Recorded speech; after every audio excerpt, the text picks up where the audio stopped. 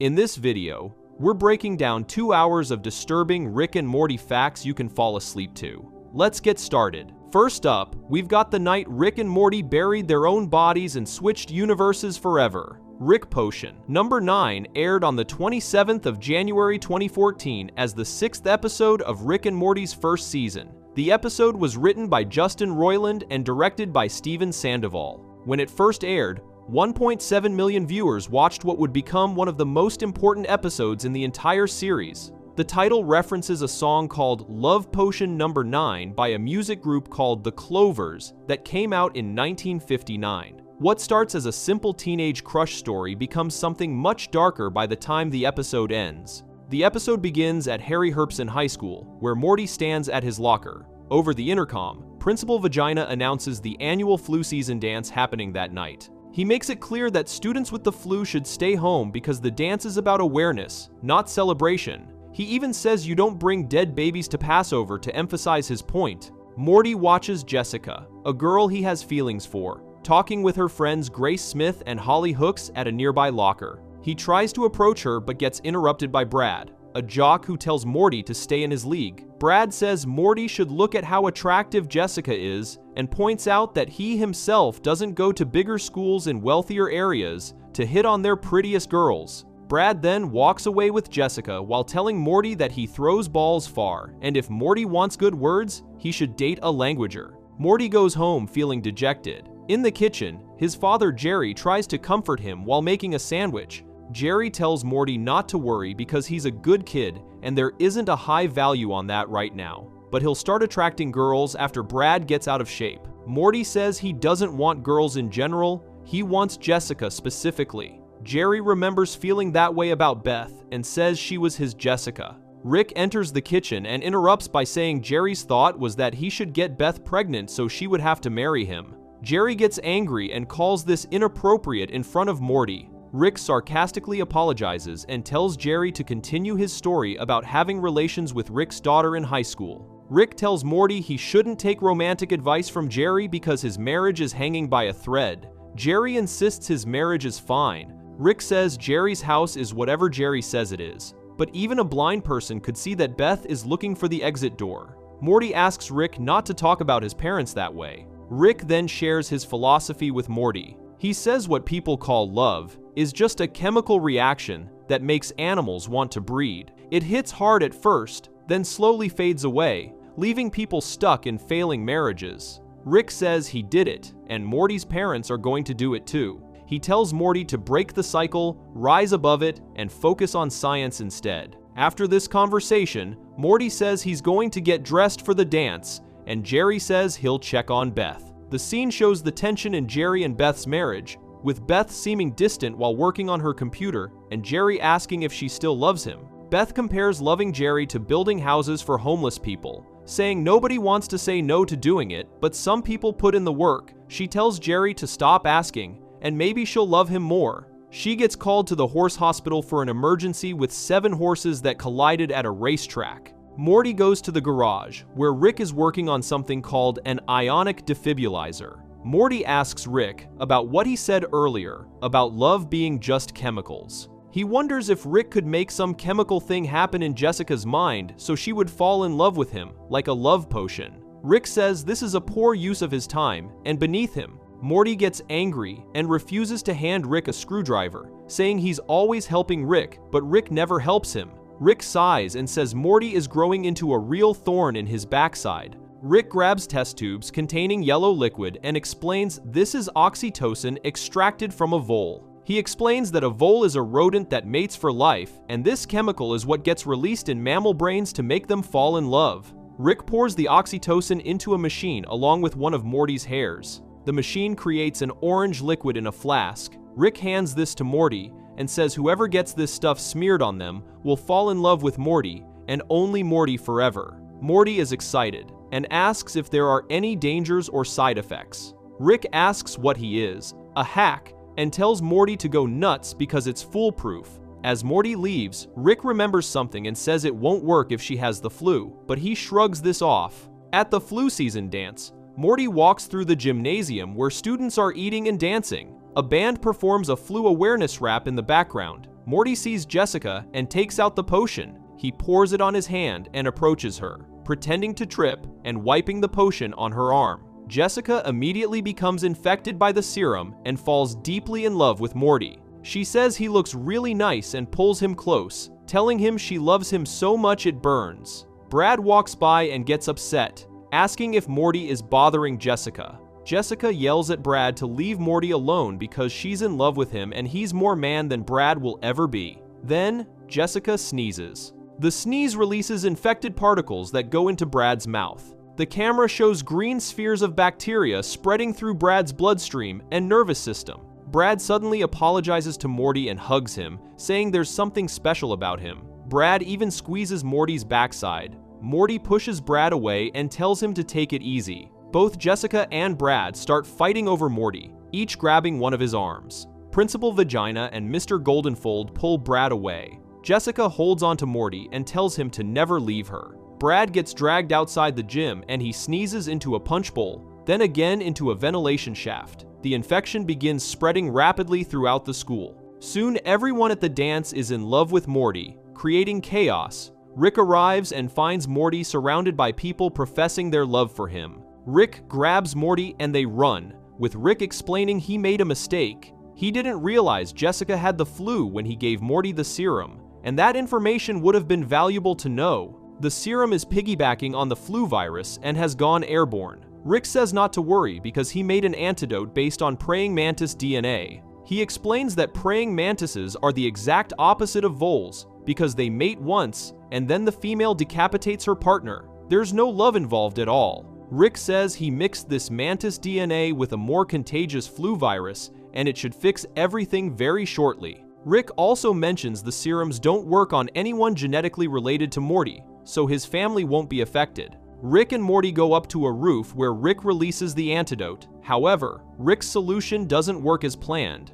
Instead of returning people to normal, the antidote transforms everyone into mantis-like creatures that still want Morty but now also want to kill him. Rick admits that sometimes science is more art than science, and a lot of people don't understand that. The infection continues spreading beyond the school and throughout the entire world within minutes. Jerry is driving to the hospital when people around him start transforming. He finds a dead police officer and takes the weapon to defend himself. Summer is home alone when mantis creatures invade the house looking for Morty. At the horse hospital, Beth finishes surgery with her colleague Davin. Davin starts making uncomfortable advances toward Beth. When he gets exposed to the infected air, he transforms into a mantis creature and demands to know where Morty is. Jerry arrives and beats Davin to death with a crowbar, telling Beth that God is turning people into insect monsters, and he's the one beating them to death, so she should thank him instead of God. Rick creates another antidote, this time mixing koala with rattlesnake, chimpanzee, cactus, shark,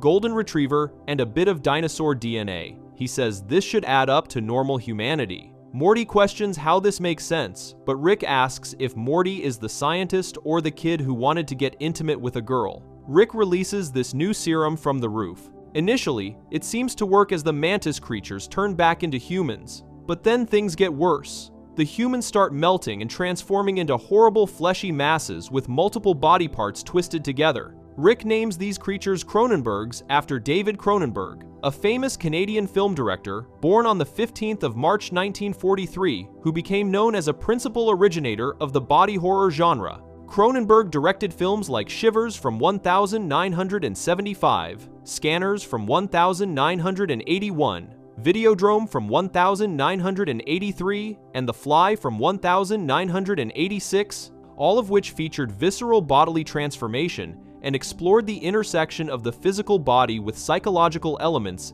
and technology. His work polarized audiences with depictions of gore and body mutation. Rick admits he really messed up the world this time. Morty angrily blames Rick for the disaster. Rick points out that Morty shares responsibility because he wanted Rick to essentially drug Jessica without her consent. Morty accepts his part of the blame, but says Rick also needs to accept responsibility for mixing together random DNA that created the Cronenbergs. Rick says he has one emergency solution that can put things back to normal in a relative sense. He gives Morty a suit to wear while Rick does some investigating. Later, Rick and Morty arrive back at the garage, and everything seems fixed. Rick asks Morty to hand him a screwdriver so he can finish his ionic defibrillator. Morty happily hands it over. Rick makes one screw turn, then two, and then the device explodes violently, killing both Rick and Morty instantly in a gruesome blast. Suddenly, a portal opens and a different Rick and Morty step through. This is actually the Rick and Morty who have been experiencing the episode's events. Morty panics when he sees the extremely bloody garage with the dead bodies of himself and his grandfather lying burned on the ground. Rick calms Morty down and explains there are infinite realities in the multiverse. In a few dozen of those realities, Rick got lucky and managed to turn everything back to normal. He just had to find one of those realities where both he and Morty also happen to die around this time.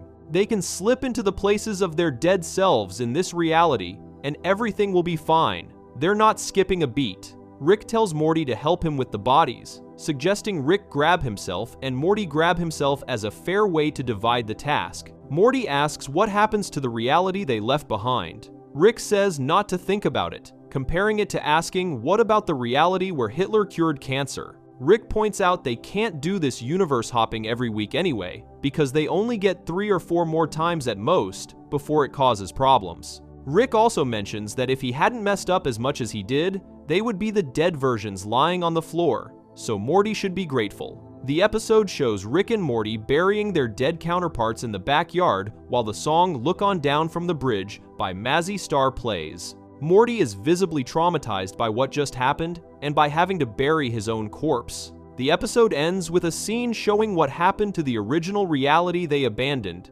Jerry, Beth, and Summer are the only humans left in the Cronenberg-infested world. Summer quotes dialogue from the movie Jaws about sharks having lifeless black eyes like a doll's eyes. Jerry asks if Beth ever wonders what happened to Rick and Morty. Beth says sometimes she does, but admits that now they're gone, she's finally happy. Meanwhile, there's a post-credit scene showing Cronenberg versions of Rick and Morty arriving from a portal. This Cronenberg Rick explains to Cronenberg Morty that they're in a reality where everyone got turned into Cronenbergs from the beginning. They'll fit right in here. Cronenberg Morty says he'll miss Cronenberg World because everyone there was Cronenberged like them from the start. He wishes they hadn't ruined their original Cronenberg world by turning everyone into regular, normal people. Cronenberg Rick tells him not to worry about it and they should make themselves at home. This episode became one of the most critically acclaimed of the first season. The ending shocked viewers because most animated shows reset everything to normal by the end of each episode. Rick and Morty took a different approach by making this change permanent.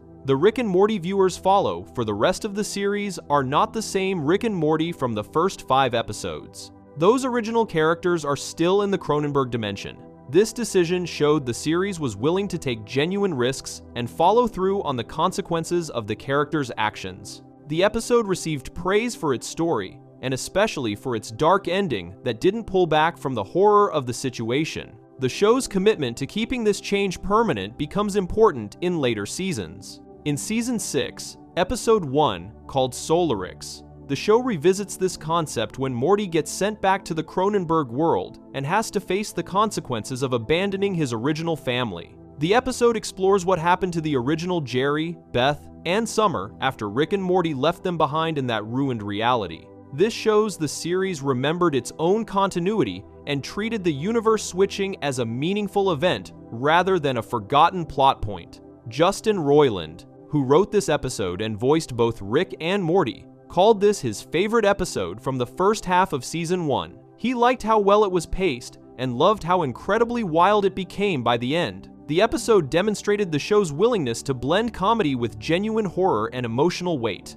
It established that the multiverse concept wasn't just a gimmick for one-off adventures, but would be important for the dramatic storytelling throughout the series. The ending forces viewers to think about the ethics of Rick's casual attitude towards switching dimensions and abandoning entire realities full of people. The episode also explores the problematic nature of love potions in fiction. By having Rick point out that Morty essentially wanted to drug Jessica into loving him without her consent, the show acknowledges the disturbing implications of this common romantic fantasy trope. The episode takes what could have been a lighthearted teenage romance plot and examines the darker reality of trying to chemically manipulate someone's feelings. Combined with Rick's cynical speech about love being nothing but chemical reactions designed to make animals breed, the episode presents a thoroughly unromantic view of relationships that fits with Rick's nihilistic worldview. The subplot with Jerry and Beth provides a grounded counterpoint to the apocalyptic main story.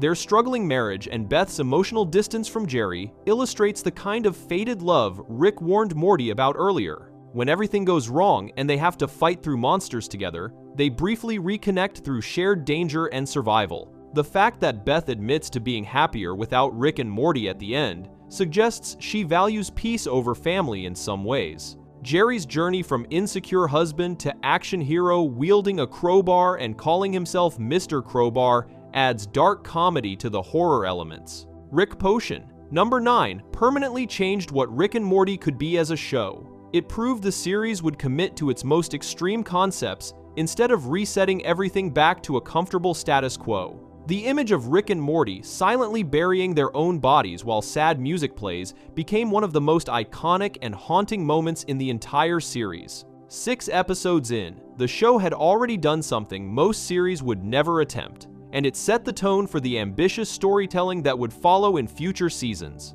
Before we move on, make sure to subscribe if you're enjoying this breakdown. Moving on, we have Rick's quiet suicide attempt after Unity leaves him. Autoerotic Assimilation aired on the 9th of August 2015 as the 3rd episode of Rick and Morty's 2nd season and the 14th episode of the series overall. The episode was written by Ryan Ridley and directed by Brian Newton. Christina Hendricks provided the voice for Unity, the hive mind entity that serves as Rick's former romantic partner, while Patton Oswalt voiced Beta 7, another hive mind character. What begins as a seemingly comedic adventure about Rick reuniting with an ex-girlfriend becomes something much darker by the final minutes, when the show depicts Rick constructing a device to kill himself, only surviving because he passes out from intoxication before the machine can fire. The episode starts with Rick, Morty, and Summer traveling through space while singing together and having fun. They come across a distress beacon from an alien ship. Rick explains the first rule of space travel is to always check out distress beacons, because 9 out of 10 times it's a ship full of dead aliens and free stuff. 1 out of 10 times it's a deadly trap, but Rick says he's ready to roll those dice. They board the ship called the S, Independence, and find it seemingly abandoned. Rick spray paints a symbol on a door, explaining this will make the police think an alien race called the Core Blocks looted the ship. Summer says that's horrible, and Rick responds by saying he knows cops are racist. They encounter 6 crew members who appear to be survivors. A female alien explains their planet was taken over by some kind of entity that absorbed the minds of their people. Another alien says they didn't notice until it was too late, and the people who get taken over look like your friends, family, and leaders, but they're not themselves anymore because they're part of it. Rick asks how they know the entity didn't get on the ship with them, pointing out that 2 of the aliens seem pretty calm about the whole situation compared to the other 4 who are panicking. The 2 calm aliens screech after Rick identifies them,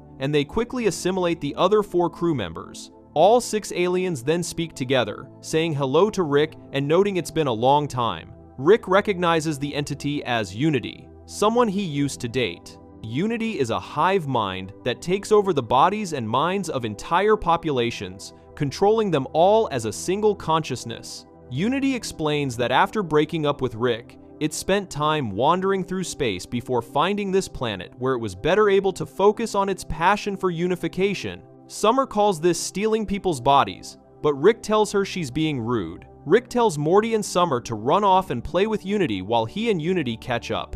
Morty worries the people will vomit into their mouths and absorb them, but Unity assures them they're guests and free to be themselves because Unity has never been good at disappointing Rick. Rick and Unity begin spending time together on the planet Unity has taken over. Unity has achieved world peace and published a newspaper about it. Rick points out it's weird to publish a paper about yourself for yourself. Unity explains that after becoming a Type 1 civilization, the world will be invited into the Galactic Federation, and from there, Unity will have access to countless planets and species, to unify one by one until it becomes the universe and what single-minded beings once called a god. Rick asks where he can get a drink, and Unity explains recreational substances were phased out because there's no need to escape from yourself when your world is one. Rick reminds Unity that he once watched it assimilate a whole police station just to get the evidence locker. Unity admits that when they met, Unity was a young hive mind with the population of a small town, and people change, especially when Unity changes them. Rick and Unity quickly fall back into their old patterns. Rick mentions he's reconnected with his family and wonders if maybe he just misses being with a collective. They start kissing while a crowd forms around them. Rick then makes an extremely elaborate request involving a hang glider, a costume, a stadium covered with people, and men who resemble his father. The scene shows Rick in a hang glider flying toward a stadium while Unity, speaking through the crowd, cheers him on with phrases that sound like a father encouraging a son. Meanwhile, Morty and Summer are being treated like royalty, with Unity carving a mountain into the shape of their heads. Morty thinks this is great, but Summer is disturbed, pointing out these poor people's bodies are being used and they're a planet of puppets. Unity, speaking through someone nearby, says it can hear her. Summer is bored and asks to be taken back to Rick, but Unity says now is not a good time, implying Rick is busy with sexual activities. Back on Earth, Jerry and Beth are in Rick's garage looking for their weed whacker. Jerry wants to go into the garage, but Beth says Rick doesn't like it. Jerry argues that Rick gets to walk all over them because of Beth's abandonment issues and he's playing her. Beth tells Jerry to stop affecting that hip-hop dialect. They hear gurgling sounds and discover a hatch in the garage floor that leads to an underground lair. Jerry is outraged that Rick put a hatch in his garage. They go down and find an alien creature called Blim Blam chained to the wall. Jerry is disgusted that there are alien prisoners under the house. Rick and Unity continue partying together. Unity meets Beta 7, a neighboring hive mind species with which it maintains a practical alliance for exchanging resources.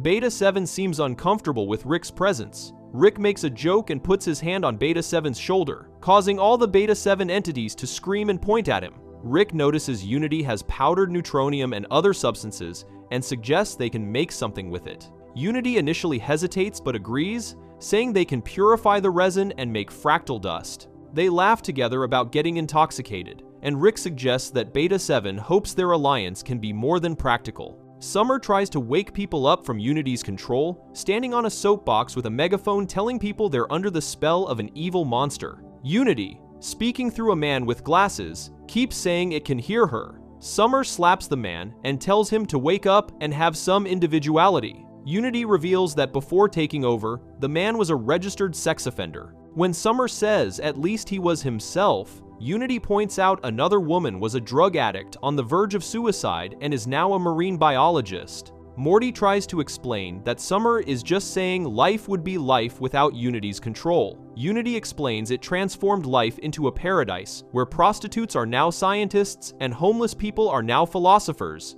As Unity tries to say the word philosophers, it stumbles over the pronunciation, and the man Unity is speaking through falls down and vomits, followed by all other assimilated people in the area doing the same. Unity is losing control of the population due to the intoxication from partying with Rick. Summer and Morty witness people remembering who they are. A man named Ron Benson introduces himself as an electrical engineer and father of two, then opens his shirt to reveal concentric ring-shaped nipples, declaring he's a member of the planet's top race. Another man named Daryl Jefferson identifies as a landscaper and removes his shirt to show cone-shaped nipples, insisting the cone nipple people will rule the world. Ron insults him, calling him a knife nipple person. The two groups break out into a race war based entirely on the shape of their nipples. Summer asks why they're fighting when they're all the same. Morty, more experienced with the harsh realities of the universe, comments that it's Summer's first race war.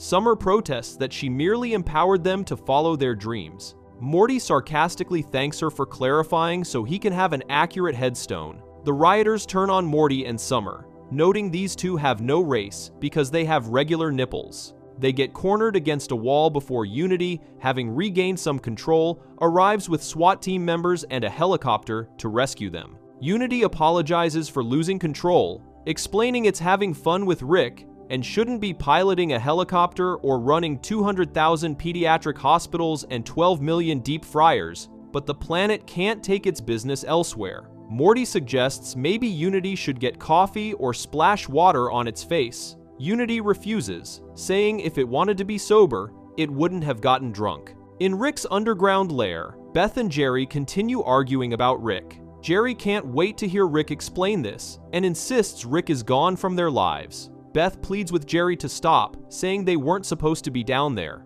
Jerry is thrilled that Beth will go this far for Rick, noting she would rather cut carrots upstairs above an alien dungeon than confront her father. Jerry calls Beth's relationship with her father psychotic. Beth argues the creature might be dangerous and Rick might have it chained so it doesn't eat the planet. Jerry counters that Rick is no altruist and once briefly forgot the word for humans, so he's probably harvesting the creature's organs.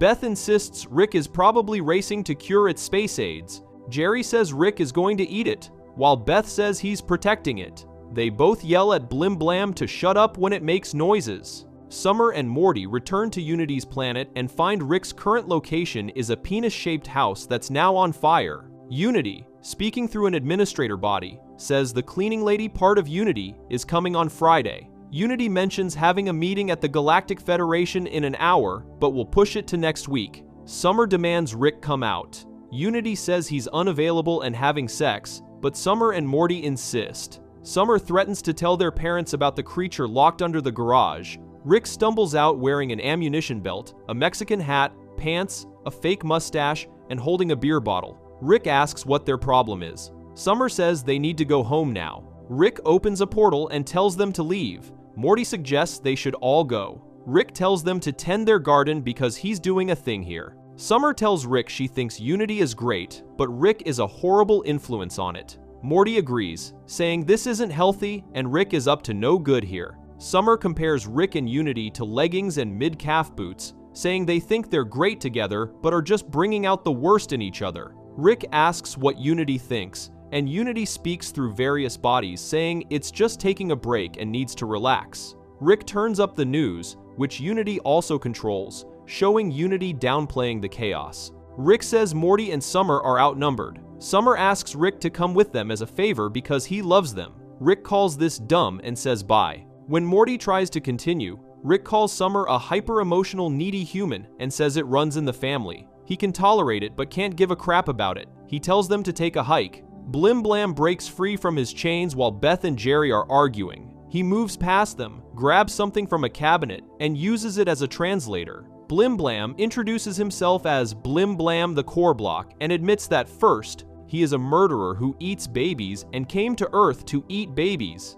However, he's also carrying a highly infectious disease that could be called Space AIDS. Rick did chain him up to attempt to cure it, but Rick's motivation wasn't to save lives, but to patent and sell the cure for billions of Blemflarks. Blim Blam then explains why he's leaving and never coming back. He tells Beth and Jerry they are the worst because they both hate themselves and each other, and the idea that it has anything to do with Rick is laughable. He says he would laugh but is biologically incapable because he's that alien. Even he's sitting there, listening to them, wondering what is wrong with them. He wishes them luck with their marriage and says he's sorry Rick has to deal with either of them. Rick sits on a couch surrounded by assimilated people, watching television that Unity created just for him. Unity asks if Rick can call Summer and Morty because it feels bad about how things went. Rick dismisses this concern, telling Unity not to waste its brain on those weirdos who are no different from any other aimless people. Unity occupies. He says they put Unity at the center of their lives because Unity is powerful, and then because they put Unity there,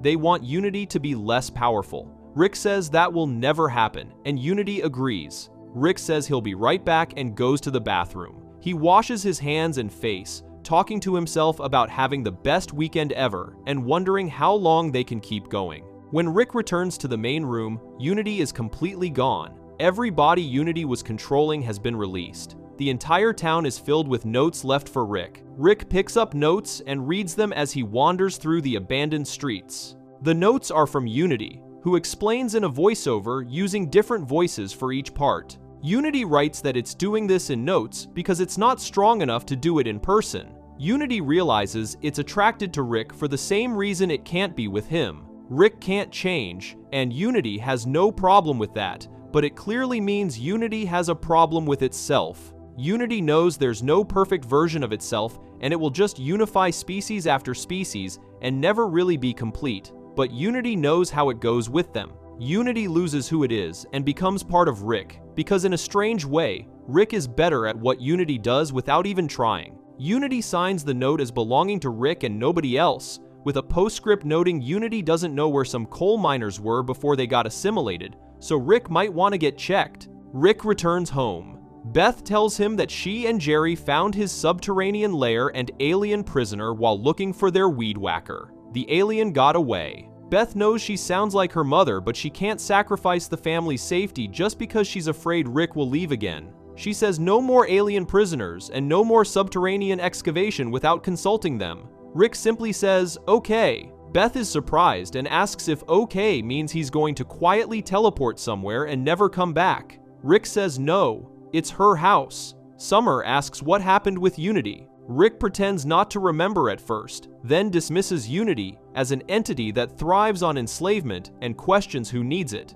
He says he'll be in the garage. The song Do You Feel It by Chaos begins playing. Rick enters the garage looking visibly depressed. He drains his flask of alcohol and throws it away. He pulls out 2 glass bulbs and begins assembling a metal device on his desk. He opens a drawer and takes out a frozen alien creature. He brings it to life using a flask of chemicals. The creature shrieks helplessly as Rick strokes it gently. He drinks the rest of the chemicals himself. Rick places one of the bulbs into the device and positions the creature under it. He activates the machine, and a beam of energy disintegrates the alien instantly, leaving nothing behind. Rick replaces the bulb in the machine. He then positions his own head directly under the device where the creature had just been vaporized. The machine begins charging up to fire the deadly beam at Rick's head. At the last possible second, right before the beam would fire, Rick collapses unconscious onto the desk. His head falls away from the firing position. The beam shoots into empty space where Rick's head had been moments before, missing him entirely.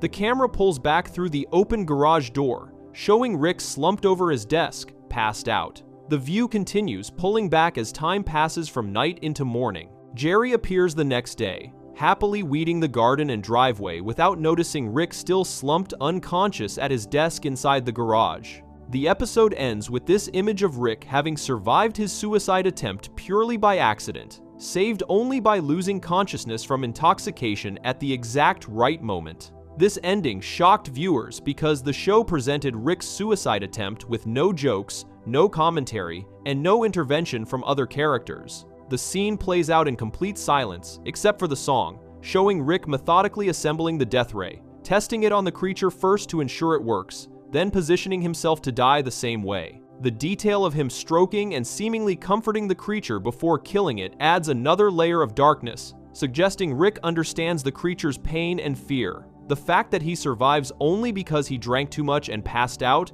not because he changed his mind or was interrupted, makes the scene even more disturbing. Rick fully intended to die and came within seconds of succeeding. The episode explores Rick's profound loneliness and inability to maintain healthy relationships. Unity represents the only entity that truly understood Rick and could keep up with his lifestyle. When Unity recognizes their relationship is destructive and leaves, Rick has nothing left. The show presents this without softening the impact, treating depression and suicidal ideation with unusual seriousness for an animated comedy. The episode aired when Rick and Morty had already established itself as a show willing to go dark, but this ending went further than most viewers expected. It revealed depths to Rick's character that earlier episodes had only hinted at, showing that beneath his confident exterior and his dismissal of emotional attachments, Rick experiences genuine pain and despair severe enough to attempt ending his life. The episode received significant attention for its final scene. Critics and viewers praised the show's willingness to depict Rick's mental health struggles honestly, while also expressing concern about the heavy subject matter. The scene became one of the most discussed moments in the entire series, frequently cited as an example of how Rick and Morty balances comedy with genuine emotional weight. The decision to show this attempt without immediately addressing it in subsequent episodes also felt unusual, as many shows would immediately follow up on such a moment. Instead, Rick and Morty allowed the scene to stand on its own, leaving viewers to process what they witnessed without immediate explanation or resolution. Before we move on, Make sure to subscribe if you're enjoying this breakdown. Moving on, we have Beth, Fruby Land, and the implied child murder she and Rick helped cover up. The ABCs of Beth aired on the 24th of September 2017 as the 9th episode of Rick and Morty's 3rd season and the 30th episode of the series overall. The episode was written by Mike McMahon and directed by Juan Meza Leon. Thomas Middleditch provided the voice for Tommy Lipnip, Beth's childhood friend who becomes the central figure in one of the show's darkest storylines. What begins as Beth discovering her imaginary childhood world was real becomes a story about child murder, survival through cannibalism and incest, and Beth and Rick creating a clone to frame an innocent man for a crime that never happened, allowing them to cover up Beth's actual role in Tommy's disappearance. The episode opens with Beth, Summer, and Morty sitting on the couch watching television. A news anchor reports that child murderer Joseph Eli Lipnip is scheduled to die the next day by lethal injection. The execution is already drawing more spectators than the death of television news itself. The report continues with a correspondent named Carla explaining that the man once ate his own son. Beth mentions that the son who got eaten was her best friend Tommy. Summer tells her to stop, what she calls true crime bragging. Beth insists she was traumatized and says Summer's generation wouldn't understand. Summer responds that her generation gets traumatized for breakfast. Beth explains it took years of therapy to process the reality, and when she was a kid, she told herself Tommy had gotten lost in the magical realm of Fruby Land. Summer asks what Fruby Land is. Beth explains it was her make-believe world and acknowledges the name is stupid, but it was very real to her. Rick enters and asks why the kids aren't at their father's house for custody weekend. Morty says they're not in a hurry because their dad sleeps until sundown, and he wants to talk more about Fruby Land. Rick takes out a bubble gun and shoots bubbles that trap Morty and Summer inside, then opens the sliding door so they float outside. Summer tries to warn that there's no air in the bubbles, but Rick traps her before she can finish. Beth admits she's warming up to the bubble gun. Rick sarcastically tells Beth that if she's so great at naming things, she should do it from now on. He takes offense at Beth criticizing the name Fruby Land, saying it may not have been his best work, but it doesn't deserve to be treated badly creatively. He says Beth can be very inconsiderate sometimes. In the garage, Rick searches through a cardboard box looking for something. Beth asks if Tommy is still in Fruby Land. Rick says to relax, and if Tommy is there, they'll find him. He'll be the only sun-bleached skeleton with non-imaginary DNA. Rick draws a rainbow door using chalk on the garage wall and opens it, revealing the entrance to Fruby Land. Beth and Rick step through the door into the pocket dimension Rick created years earlier. Beth calls for Tommy repeatedly, saying this is a nightmare and she can't believe Rick used to lock her up in what she calls a glorified chicken coop. Rick takes offense, pointing out he created procedurally generated clouds and a literal rainbow river. He says he put real effort into this place. Beth responds that Rick was supposed to put effort into his daughter instead. Rick says that's gross. Beth asks if Rick thinks something ate Tommy. Rick says no, explaining that Fruby Land creatures were designed to be harmless, so Tommy definitely just starved to death. Beth realizes she could have been the one who starved to death there, and asks what would have happened if she'd gotten hurt. Rick sarcastically says she's right, he's a terrible dad, and announces he should die. He intentionally falls off a cliff, but bounces harmlessly off the ground. Rick points out that he made the ground bouncy, wondering what kind of merciless person would do such a thing. He tries to drown himself in the Rainbow River, but discovers the water is breathable. Rick complains that he made a toilet look like R2-D2 and it reached the front page of Reddit, but now he's being compared to Charles Manson because he gave Beth her own world instead of an iPad. A giant, grotesque bird creature suddenly attacks Rick, sinking its sharp claws into his arm and bouncing him around violently. Rick screams that this really hurts, and the thing has razor-sharp claws. The bird flies away, carrying Rick. Beth thinks Rick is just making a point about the world being childproof, but Rick insists the creature is seriously hurting him. The scene cuts to Jerry's apartment, where Morty and Summer, still in bubbles, crash into the wall when their bubbles pop. They gasp for air. Summer complains about whose idea the custody weekend was. Morty suggests it's supposed to help prevent abandonment issues. Summer says she wants to be abandoned, and Morty clarifies he means their dad's abandonment issues. Jerry opens the door and welcomes them in French to what he calls Chez Divorce Dad. Summer notes, his place looks way less like a crack house and more like a cocaine house. Morty asks what's going on with Jerry. Jerry says he's simply centered and activated. Summer accidentally knocks over a mug of coffee, but Jerry stops it mid-air using telekinesis. Jerry demonstrates more of his telekinetic abilities by making a smoothie, though he forgets to put the lid on the blender first, creating a mess. A female blue alien named Kiara enters and whooshes the smoothie to a stop. Jerry introduces her as a Crutabulin warrior priestess from Crutabulon. Morty says he knows where Crutabulins are from. Kiara says Jerry's mind holds love for the kids, and she's humbled to meet them physically. Summer starts to ask if Jerry is in a relationship, but Jerry interrupts, saying he doesn't know if he's in love with a badass, sexy alien lady. Summer says she wasn't going to ask if he was in love since he barely knows Kiara. Back in Fruby Land, the bird has taken Rick to her nest where 3 equally grotesque chicks peck at him. Rick tells them to knock it off, saying he's been giving them a pass because he's charmed that life finds a way. One of the chicks bites Rick's shoulder, causing blood to spurt out. Rick pulls out a ray gun and shoots 2 of the chicks. The third chick bites off Rick's gun-holding arm entirely. Rick falls from the nest, bouncing on the ground below. He pulls out a device and jams it onto his bloody arm stump. The device sizzles and clicks, creating a robotic replacement arm. Beth walks over and sarcastically says the place is very safe and Rick is the best dad ever, asking if he can just admit he screwed up. Rick asks what the point of that would be. Beth says Rick can't just apologize.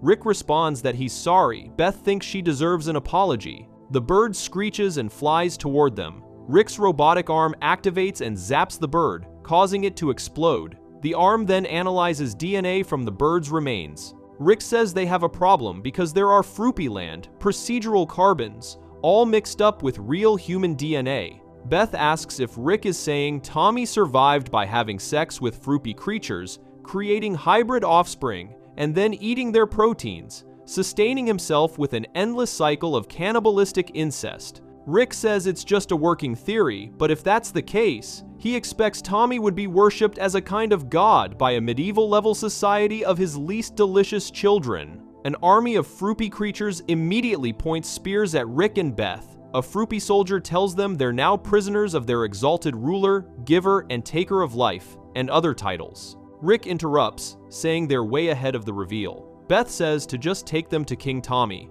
At a Japanese restaurant, Jerry uses telekinesis to move his chopsticks while eating sushi. Morty mentions that warrior priestesses can only leave Crutabulon on a hunt. Morty says he hopes it's not human season. Kiara says she's on Earth hunting the Variks and would never hunt a human because she and Jerry are soul bonded. Morty and Summer express concern that Jerry and Kiara are moving too fast. A worker at the restaurant reveals himself to be a Variks and crashes onto people's meals. Kiara whooshes into action to hunt him. Jerry watches from the window as she fights the Variks outside. Jerry says she's always hunting and probably knew a Variks worked there, which is why she said the Yelp reviews didn't matter. Morty asks if Jerry understands how serious Crutabulon soul bonding is. Jerry sarcastically says he doesn't know because it has such a casual name, and if anyone needs a lecture about commitment, it should be their mom. Summer asks if this is about getting back at their mom. Jerry points out that every weekend the kids told him to move on. Summer clarifies they meant move on out of bed and stop using paper towels as toilet paper,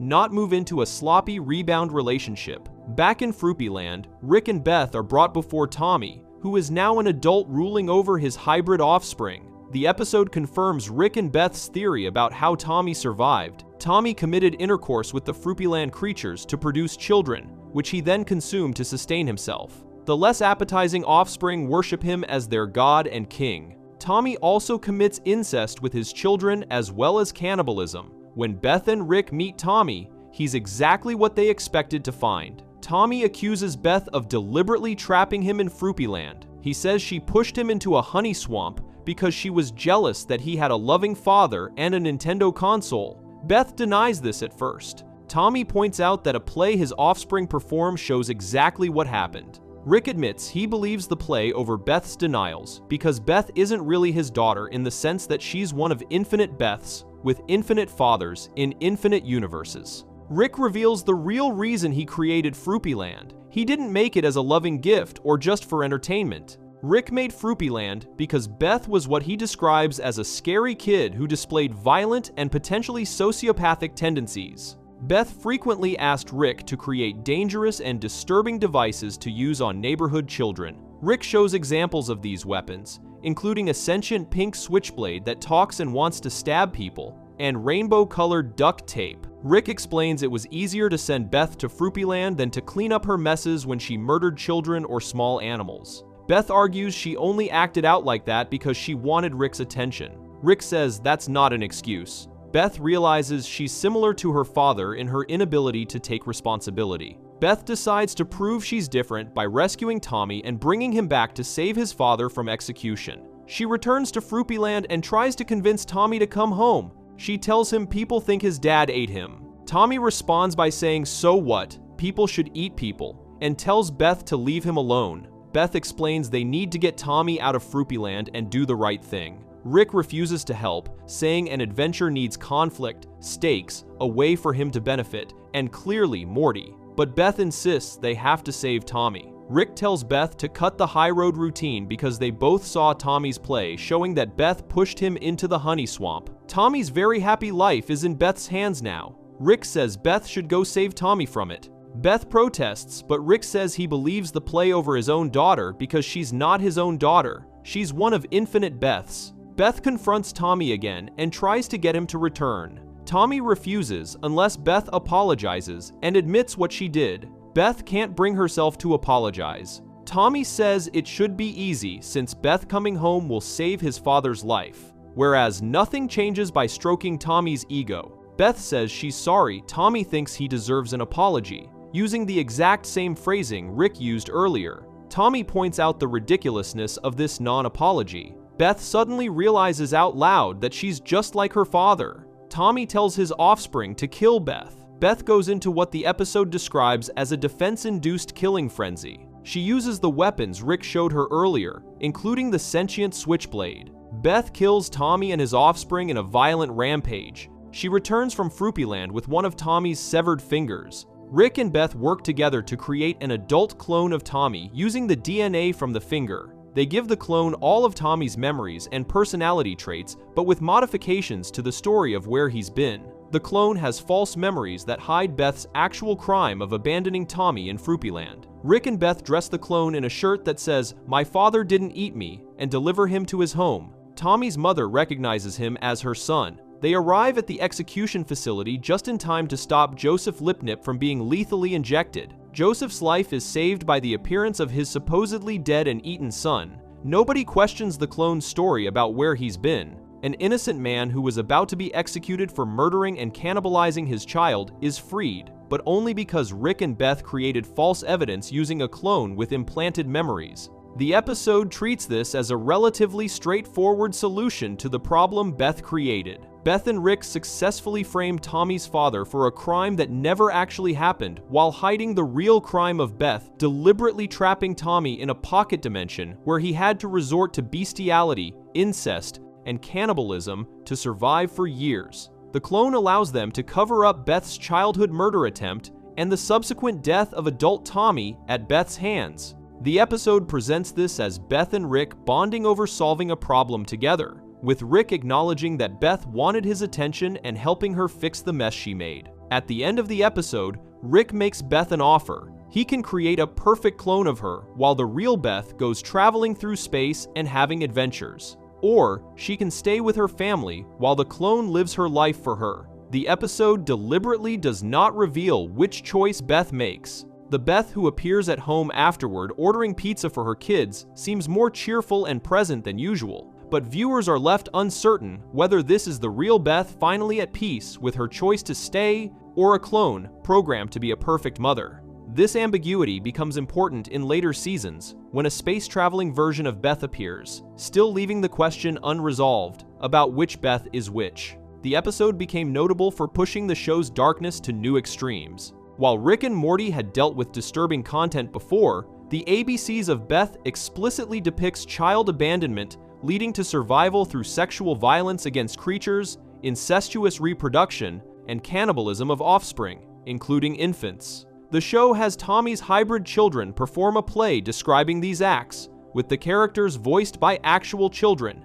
making the scene particularly unsettling. The episode also shows Beth's childhood violence and sociopathic tendencies in detail, revealing she requested weapons specifically designed to harm other children. The casual way Rick and Beth discuss Tommy's situation and then cover it up with a cloned person carrying false memories demonstrates the show's willingness to present its characters, making deeply immoral choices without immediate consequences. Critics noted that the episode went further than usual in exploring what they called the dark creature lurking beneath Beth's pleasant exterior. The revelation that Beth deliberately trapped Tommy out of jealousy, combined with Rick's confirmation that she displayed violent tendencies as a child, recontextualizes her character throughout the series. The fact that Beth and Rick work together to create fraudulent evidence, saving an innocent man from execution while hiding Beth's actual crime, represents one of the show's most morally questionable endings.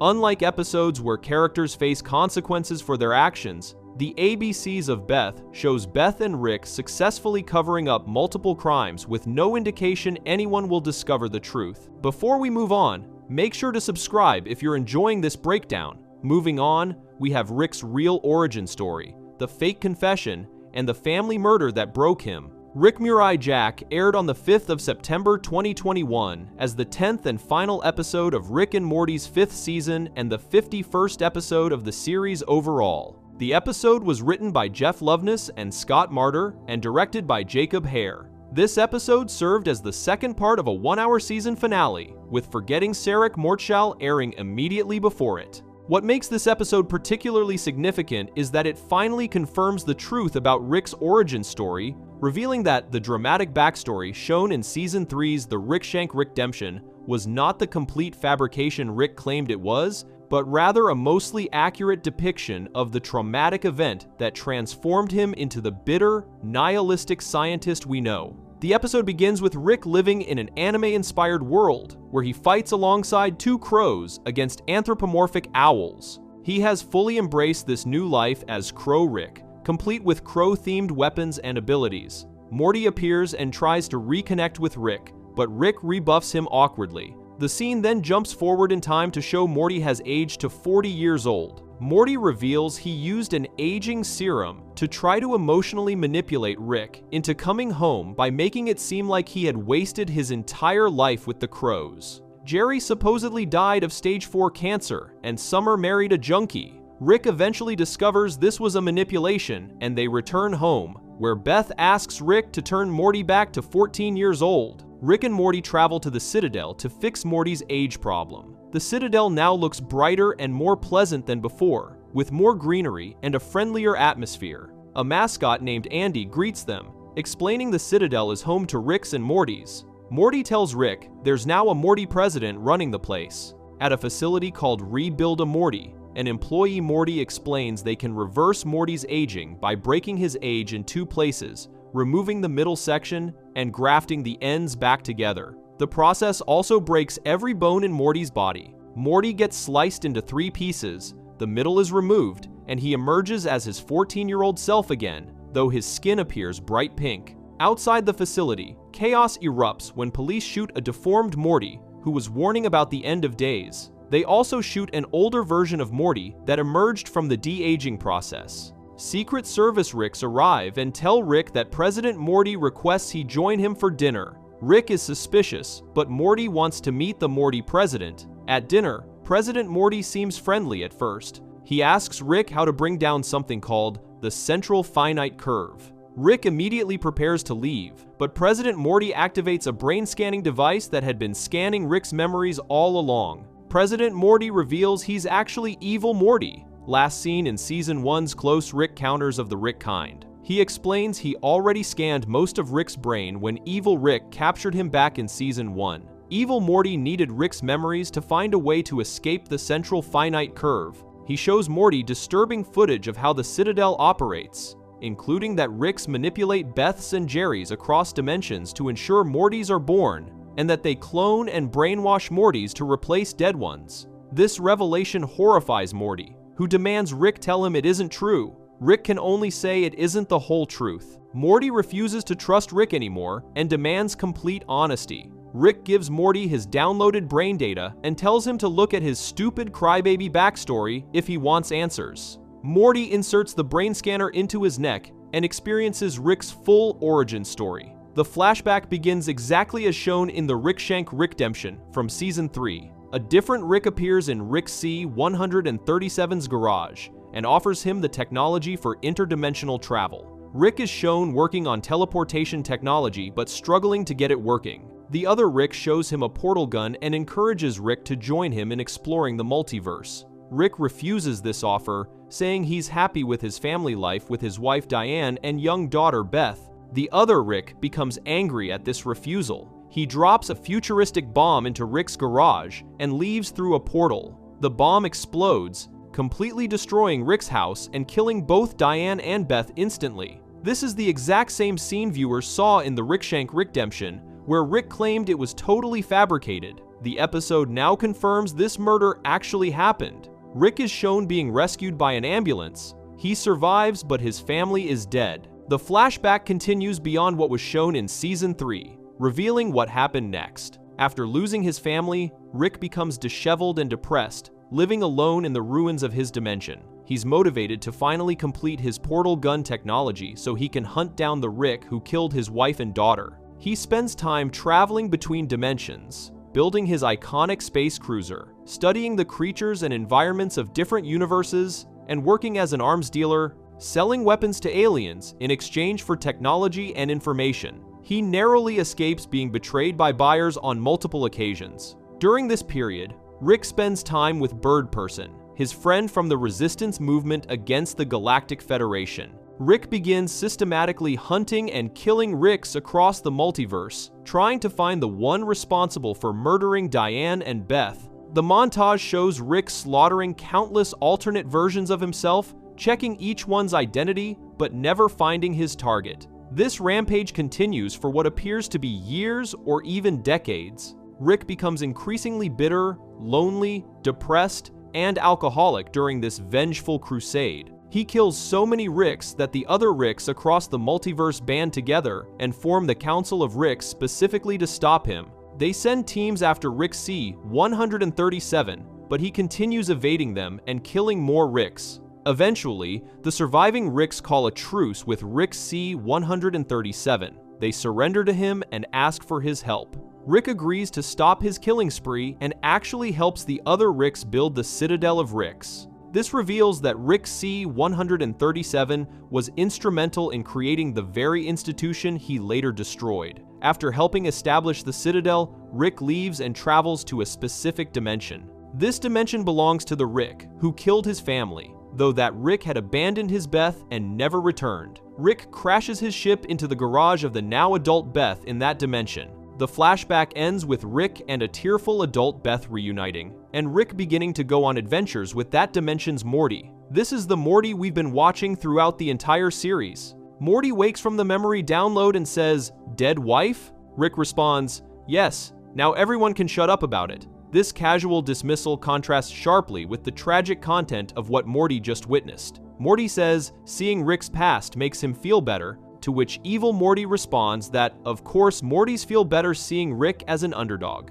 Evil Morty reveals the central finite curve is a wall the Ricks built around infinity, separating all the infinite universes where Rick is the smartest man in the universe from all the other infinite universes where he isn't. He describes it as an infinite crib built around an infinite baby. Evil Morty says he's sick of Rick and is leaving the curve, and that being sick of Rick is what makes him evil. Evil Morty activates the Citadel's dimensional drive, which begins tearing a hole in the central finite curve. The process kills massive numbers of Ricks and Mortys across the Citadel, with their portal guns hacked to send them to deadly dimensions. The Operation Phoenix system, designed to resurrect dead Ricks and Mortys, gets rerouted to liquefy them and use their blood to power the machine opening the hole in the curve. Thousands die in the chaos. Rick and Morty escape and try to find a way off the Citadel. Evil Morty prepares his personal spaceship and successfully travels through the rift he created,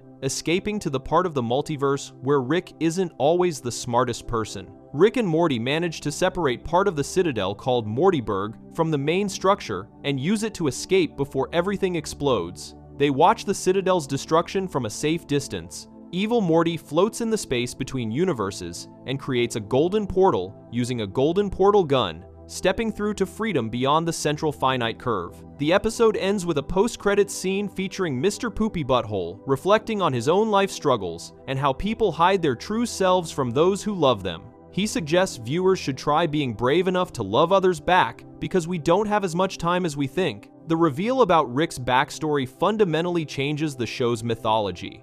For 4 seasons, viewers debated whether the scene from the Rick Shank Rickdemption was real or fabricated. In that Season 3 premiere, Rick claimed the entire memory was totally fabricated as part of his scheme to fool the Galactic Federation agent interrogating him. The show reinforced this interpretation in subsequent episodes. When Mr. Nimbus mentioned Diane in Season 5's premiere episode, Rick angrily told him to stop establishing canonical backstory, suggesting the writers wanted to keep Rick's past ambiguous. But Rick Murai Jack definitively establishes that the murder of Diane and Beth was real. The episode clarifies exactly what Rick fabricated versus what was true. The murder itself happened exactly as shown. Another Rick really did offer Rick C-137 interdimensional travel technology. Rick C-137 really did refuse. That Rick really did bomb Rick's house, killing Diane and young Beth. What Rick fabricated in the Rick Shank Rickdemption was the immediate aftermath. In the fake memory he showed the Federation, Rick instantly figured out the portal fluid formula and invented his portal gun right there in the smoking ruins of his garage. This was the lie Rick used to trick the Federation into giving him the portal fluid formula. In reality, as shown in Rick Murai Jack, significant time passed before Rick perfected the technology, during which he lived a lonely, depressed existence. The backstory recontextualizes Rick's entire character. His nihilism and alcoholism stem directly from losing his family. His refusal to care about anything makes sense when he already lost everything that mattered to him. His casual attitude toward death and danger comes from someone who spent decades as an interdimensional terrorist, hunting and killing versions of himself. His reluctance to form emotional attachments comes from the trauma of having his loved ones murdered. The revelation that Rick helped build the Citadel explains why he later felt justified destroying it. He created it during his truce with the other Ricks, but came to resent what it represented. The episode also reveals uncomfortable truths about the show's premise. The Morty we've been watching since episode 1 isn't just any random Morty. He's the grandson of Rick Prime, the Rick who murdered Rick C-137's original family. Rick deliberately chose to live in Rick Prime's abandoned dimension, hoping that Rick might someday return so Rick C-137 could finally get his revenge. This means Rick has been using Morty's entire family as bait for decades. When Rick destroys their dimension with the Cronenberg disaster in Season 1 and moves them to a replacement dimension, he's not just being careless, he's already living with a replacement family after losing his original one. The episode presents this information without softening its emotional impact. Unlike many shows that would build to such a reveal gradually, with sad music and reaction shots, Rick Murai Jack dumps the entire backstory on viewers quickly through evil Morty's brain scan. Rick's response to Morty learning the truth is characteristically dismissive. He doesn't apologize or explain himself further. He just says everyone can shut up about his dead wife now. This response perfectly captures how Rick deals with trauma by refusing to process it emotionally, and instead treating it as an annoying topic others won't stop asking about. The mechanics of what the fabrication versus reality means matters to understanding Rick's deception in the Rick Shank Rickdemption. Rick didn't lie about his wife and daughter being murdered. He lied about how quickly he recovered from that trauma and became the genius scientist with a portal gun. In the fake memory, he immediately channels his grief into scientific discovery. In reality, he spent years or possibly decades spiraling into violence and depression before achieving that goal. The lie wasn't about his motivation, but about his own competence and emotional resilience. Rick presented himself as someone who instantly solved an impossible scientific problem through sheer grief-powered determination. The truth is, he was broken by loss, like anyone would be. Critics and fans noted the episode's significance in finally answering the show's biggest ongoing mystery, while simultaneously expanding the scope of the show's universe through evil Morty's escape. The episode aired to strong viewership as the conclusion of the delayed Season 5 finale. The decision to confirm Rick's backstory after years of ambiguity represented a major commitment to serialized storytelling for a show that had previously emphasized episodic adventures. The writers stated they had delayed revealing this information because it required establishing canonical facts about Rick and Morty's history that couldn't be ignored once revealed. By the end of Season 5, they felt ready to commit to this backstory and build future seasons around these established facts. The episode's title references Samurai Jack, an animated series that also aired on Adult Swim about a warrior lost in time fighting to return home and undo evil. The connection seems thematic, as Rick is also a man displaced from his original life, unable to return to the family he lost, forever changed by violence. The anime-style opening sequence and Rick's appearance as Crow Rick further emphasize this homage to Japanese animation and samurai narratives. The contrast between the lighthearted anime parody that opens the episode and the dark revelations that follow creates jarring tonal shifts that became characteristic of later Rick and Morty episodes. Rick Mirai Jack represents the culmination of plot threads running through the entire series. Evil Morty's plan began in Season 1 when he used Evil Rick to scan Rick C-137's brain. The central finite curve was hinted at through references to Rick being the Rickest Rick and discussions of how the multiverse works. Rick's relationship with his family always seemed strained in ways that suggested deeper history. The episode pays off these long-running mysteries while creating new questions about what happens now that Evil Morty has escaped the curve and Rick can no longer hide from his past. The show's subsequent 6th season would explore the consequences of these revelations, including Rick finally confronting Rick Prime, the killer of his family. Before we move on, make sure to subscribe if you're enjoying this breakdown. Moving on, we have Morty's Mind Blowers, the drawer full of trauma Rick erased against Morty's will. Morty's Mind Blowers aired as the 8th episode of Rick and Morty's 3rd season. The episode opens with Rick and Morty escaping from a gothic-looking creature after stealing something called the Truth Tortoise. Rick warns Morty not to look into the tortoise's eyes, but Morty has already been looking at it. The creature chases them, and Morty throws the tortoise into a pink vortex before the creature can retrieve it. When the scene cuts to the Smith family living room, Morty sits on the couch with bags under his eyes, distressed by whatever knowledge the Truth Tortoise put in his head. He tells Rick he cannot continue living with this information in his brain. Rick casually asks if Morty wants him to erase the memory from his mind, and when Morty questions how Rick knew that was what he wanted to say, Rick takes him down to his garage.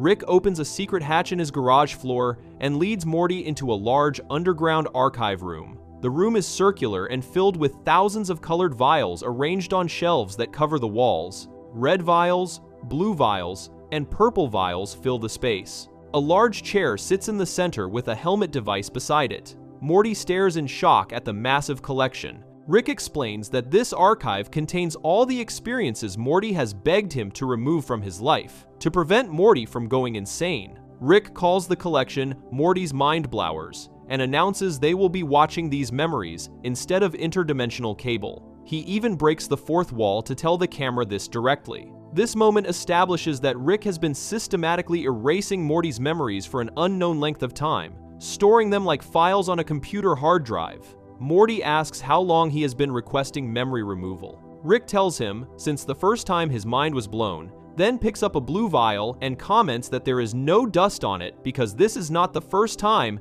they have done this exact activity. This reveals that Rick has erased Morty's memory of watching his own erased memories before. The layers of manipulation go deeper than Morty realizes. Every time Morty discovers the archive, Rick can simply erase that discovery and reset everything. Morty has no way to maintain continuity of his own experiences if Rick decides otherwise. Rick puts the helmet on Morty's head and inserts the blue vial he picked up. He calls this memory Moonspiracy. The memory plays directly into Morty's brain. In the memory, Morty looks at the moon through his telescope one night and sees the Apollo 11 lunar module and American flag on the surface. He rotates his view and sees a strange figure standing in a walking pose on the moon, staring directly at him. The figure smiles in a sinister way. Morty tells his family about this at dinner, but Beth dismisses it as ridiculous. Rick claims he has been to 300 versions of Earth's moon and never seen signs of a regular person hanging out there. Summer suggests it might be a smudge on the lens. Morty explodes in anger, shouting that he knows the difference between a man threatening him and a smudge on the lens. Beth tells him to calm down and asks if he feels okay. Morty screams that he is fine and runs upstairs. Beth comments that he is so sensitive. The next day at school, Morty draws sketches of the Moon Man's head in a crescent moon shape. Principal Vagina enters the classroom to introduce a new guidance counselor named Mr. Lunas. The man from the moon walks into the classroom. Morty drops his pencil in horror. Mr. Lunas says he looks forward to helping guide students toward a brighter future, and that every student should shoot for the moon, smiling sinisterly at this phrase. That night, Morty follows Mr. Lunas through the neighborhood and takes photographs of him planting a tattered American flag on someone's front lawn. Morty brings these photographs to Principal Vagina as proof that Lunas is not who he claims to be. Vagina asks if Lunas is doing anything to hurt anyone. Morty insists the man is up to something. Vagina says he understands about being up to something and living on the moon, then agrees to talk to Lunas. Morty watches through a window as Principal Vagina confronts Lunas in the parking lot. They argue. Vagina punches Lunas in the face and orders him to leave. Lunas drives away in his green pickup truck. Morty runs outside and asks what Lunas said.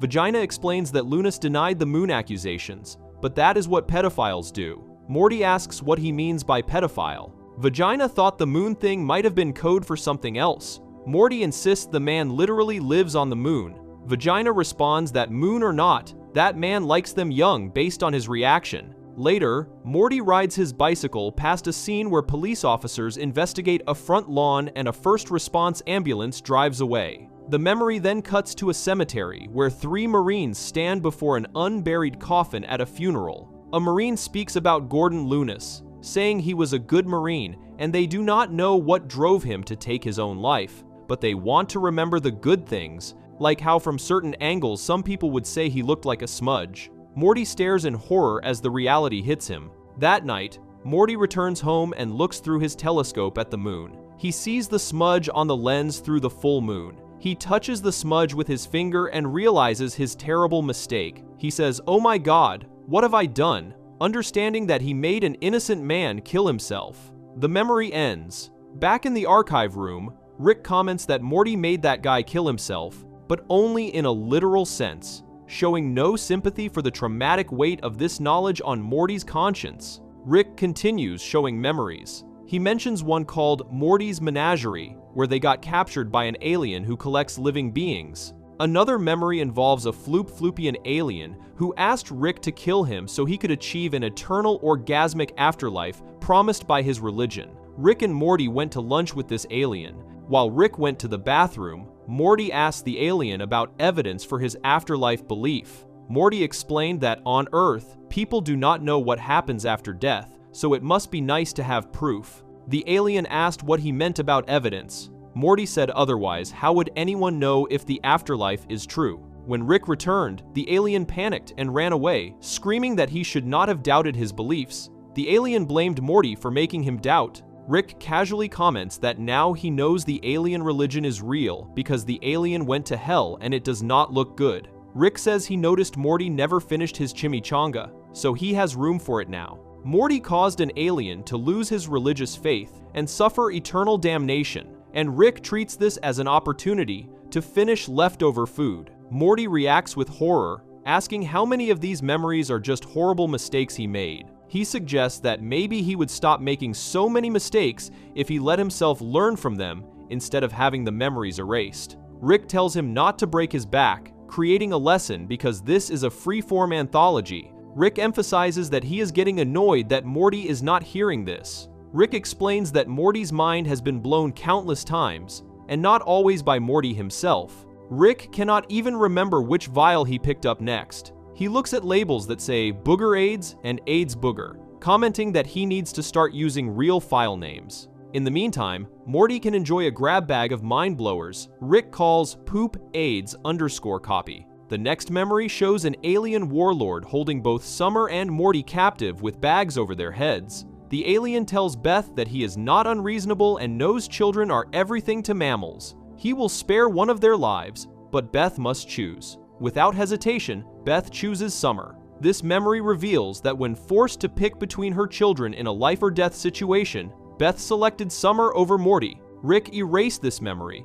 meaning Morty walks around not knowing his mother chose his sister over him when it mattered most. Another memory shows Morty possessed by an entity called Voltimatron, Destroyer of Worlds. Rick explains there may be a way to save Morty, though not a scientific one. The family must tell Morty they love him repeatedly while he fights the possession. Rick, Beth, and Summer all say they love Morty over and over as he writhes and struggles. The possessed Morty slowly starts responding. They keep expressing love, but Beth mentions she has a thing at 6 o'clock. Rick tells Morty to pinch it off already. Summer starts laughing at the grossness of the situation. They all struggle to maintain the loving declarations needed to save Morty's life because of how awkward and tedious the process becomes. Rick apologizes for his outburst, but clearly finds the whole thing difficult. The memory shows that even when Morty's life depends on his family's love, they can barely sustain their emotional support without complaint or distraction. In another memory, Rick and Morty need shelter on a planet called Venzanulan 9 before sunset because the night temperature drops to 300 degrees below zero.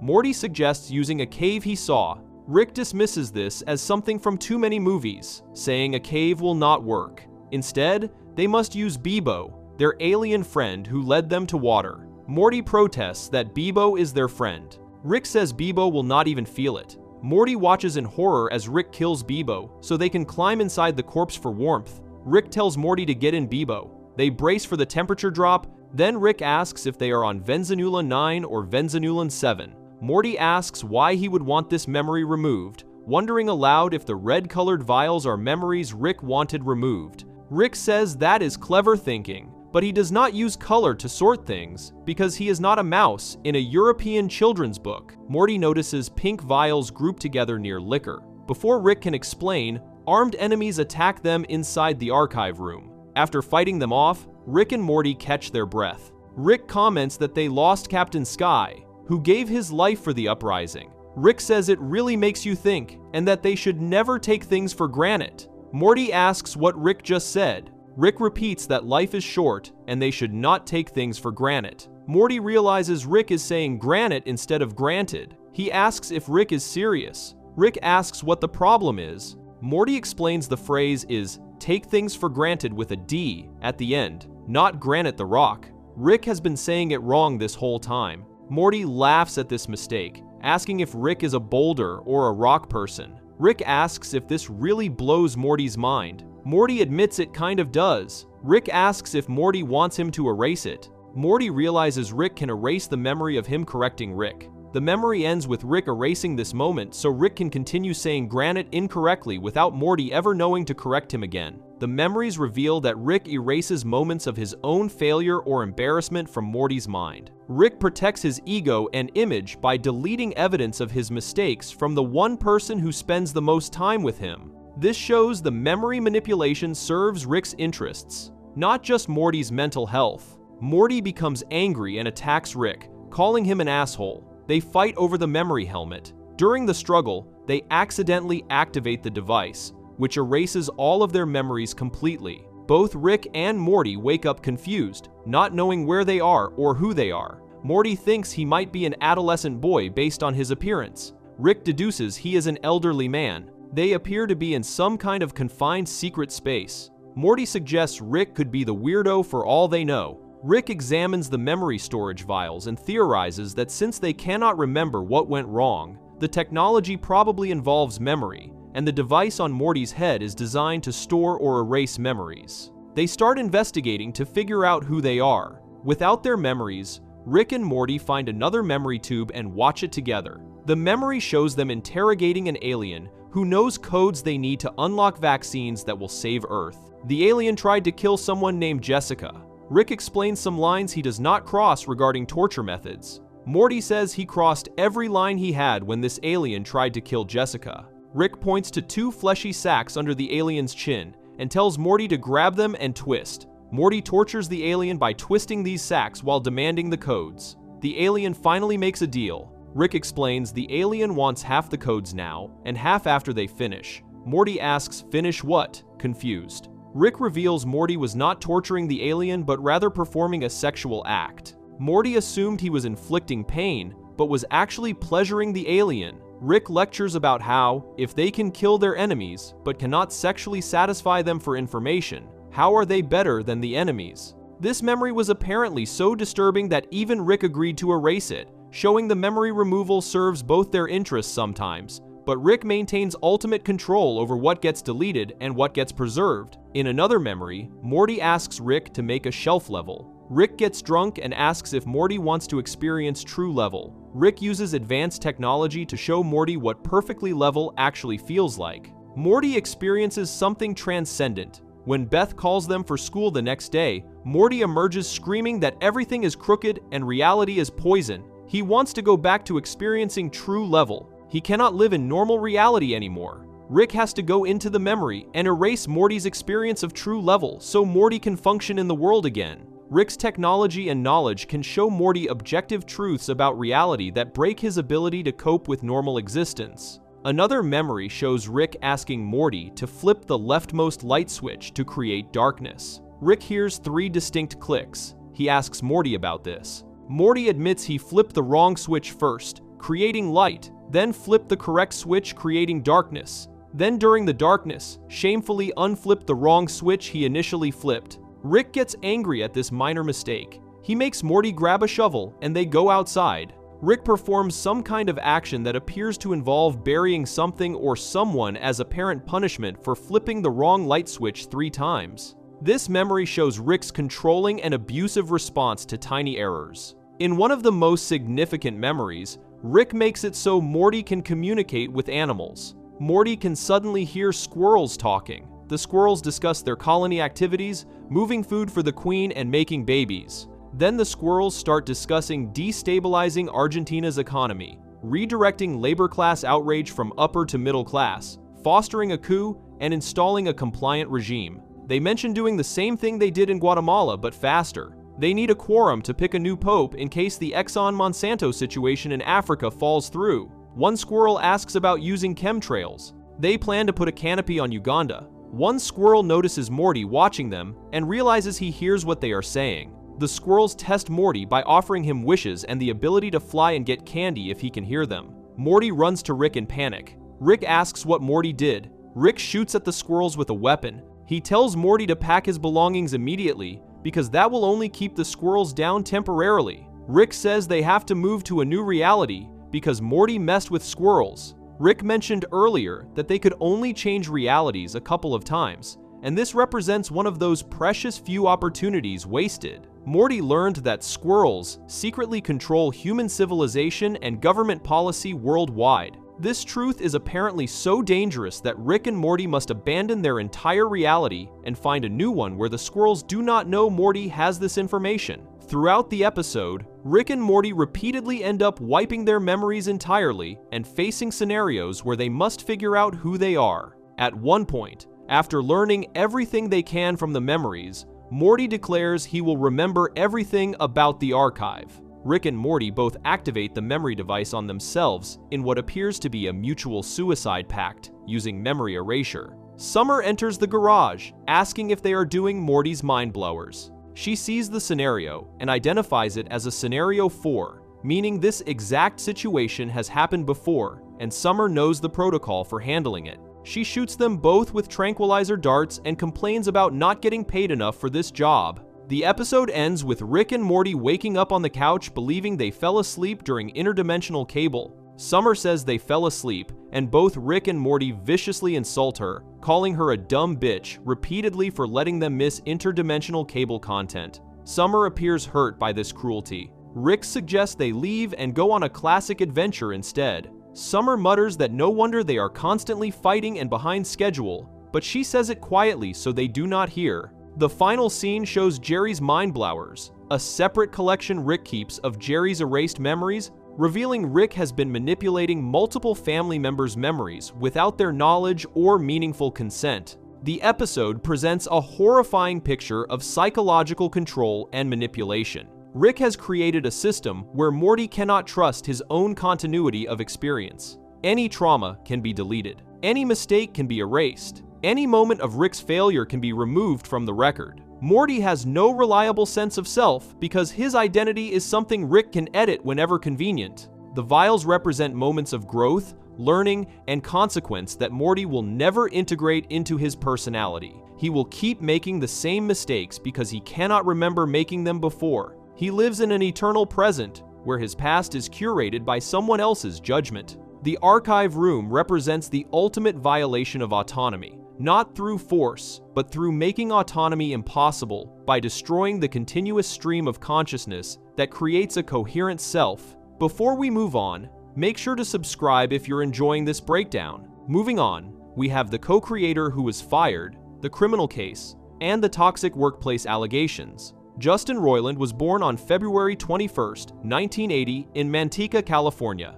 He attended Sierra High School and later Modesto Junior College before moving into animation and comedy work. In 2004, he got involved with Channel 101, a Los Angeles media collective started by Dan Harmon and Rob Schrab. This is where Roiland made numerous short films and met the people who would later become his collaborators. In 2006, Roiland created a crude animated parody of Back to the Future called The Real Animated Adventures of Doc and Marty for Channel 101. This short would eventually become the foundation for Rick and Morty. In 2012, Adult Swim approached Dan Harmon to produce a new animated series for their network. Harmon brought in Justin Roiland, and together they developed Rick and Morty based on Roiland's earlier parody work. The show debuted in December 2013 and quickly became one of Adult Swim's most successful programs ever produced. Roiland voiced both main characters, Rick Sanchez and Morty Smith, and served as co-creator and executive producer alongside Harmon.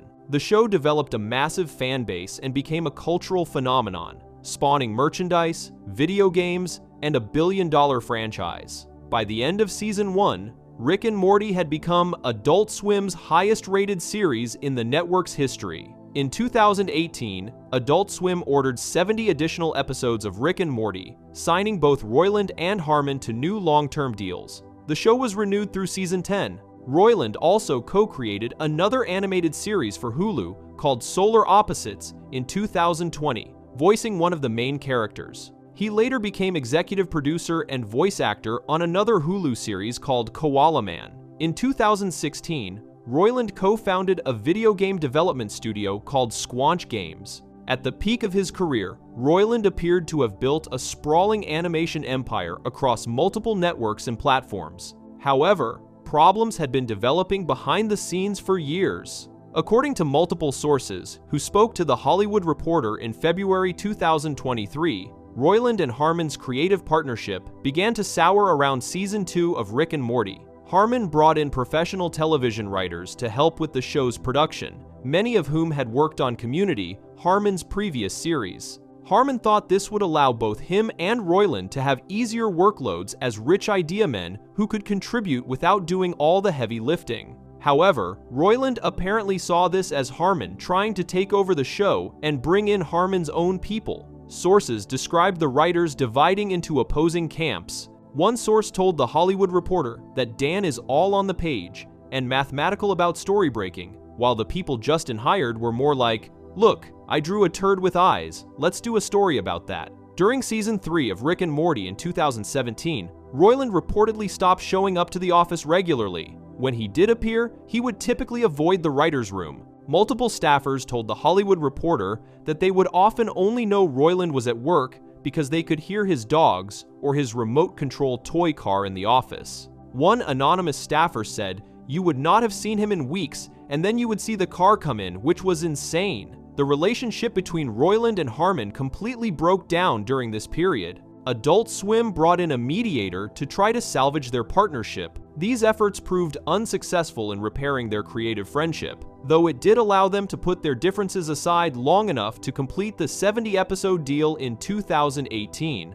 Dan Harmon later revealed in a September 2023 interview with The Hollywood Reporter that the last time he communicated with Roiland was in 2019 through text messages. Harmon described this conversation as unprecedentedly confrontational and said it left him in tears. Roiland said things he had never said before about being unhappy, and the conversation became hostile. After 2019, Roiland and Harmon were no longer on speaking terms. In the years following their falling out, Roiland's involvement in Rick and Morty became largely relegated to voicing characters from his home. He took no creative direction and did not participate in writers' room sessions, even when they moved to virtual meetings. Multiple sources said it had been years since anyone remembered seeing him in the Rick and Morty writers' room. Similar situations occurred on Solar Opposites and Koala Man, according to multiple sources. Rick and Morty's third season in 2017 marked the first time the show hired female writers.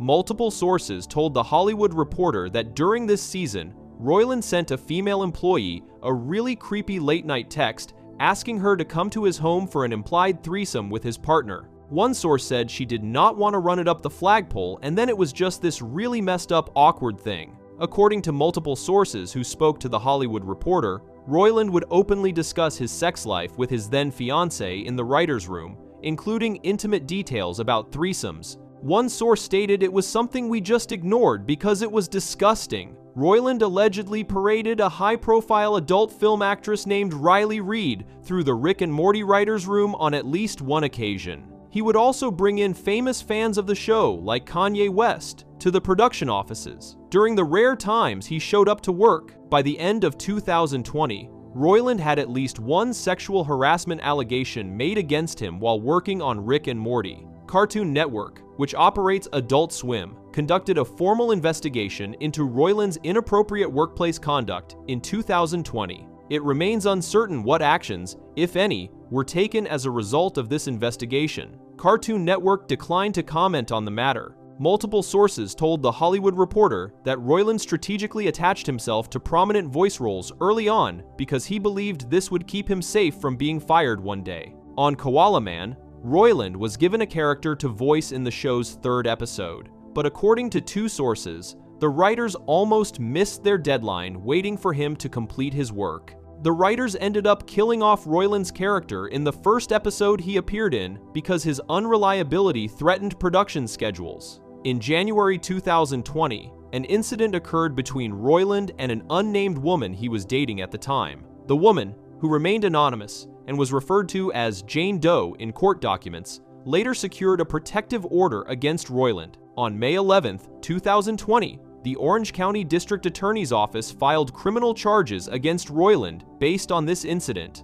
He was charged with one felony count of domestic battery with corporal injury and one felony count of false imprisonment by menace, violence, fraud, and/or deceit. In August 2020, Roiland was arrested and released on a $50,000 bond. In October 2020, Roiland pleaded not guilty to both charges. A protective order was issued requiring Roiland to stay at least 100 feet away from the accuser and prohibiting any contact or harassment. This protective order was set to last 3 years and expire in October 2023. The case remained semi-sealed and largely unknown to the public for nearly 3 years. Several pretrial hearings occurred between 2020 and 2023 without media attention. On January 12, 2023, NBC News broke the story that Roiland had been charged with felony domestic violence. Roiland appeared in court that day for a pretrial hearing. Knowledge of the charges immediately became public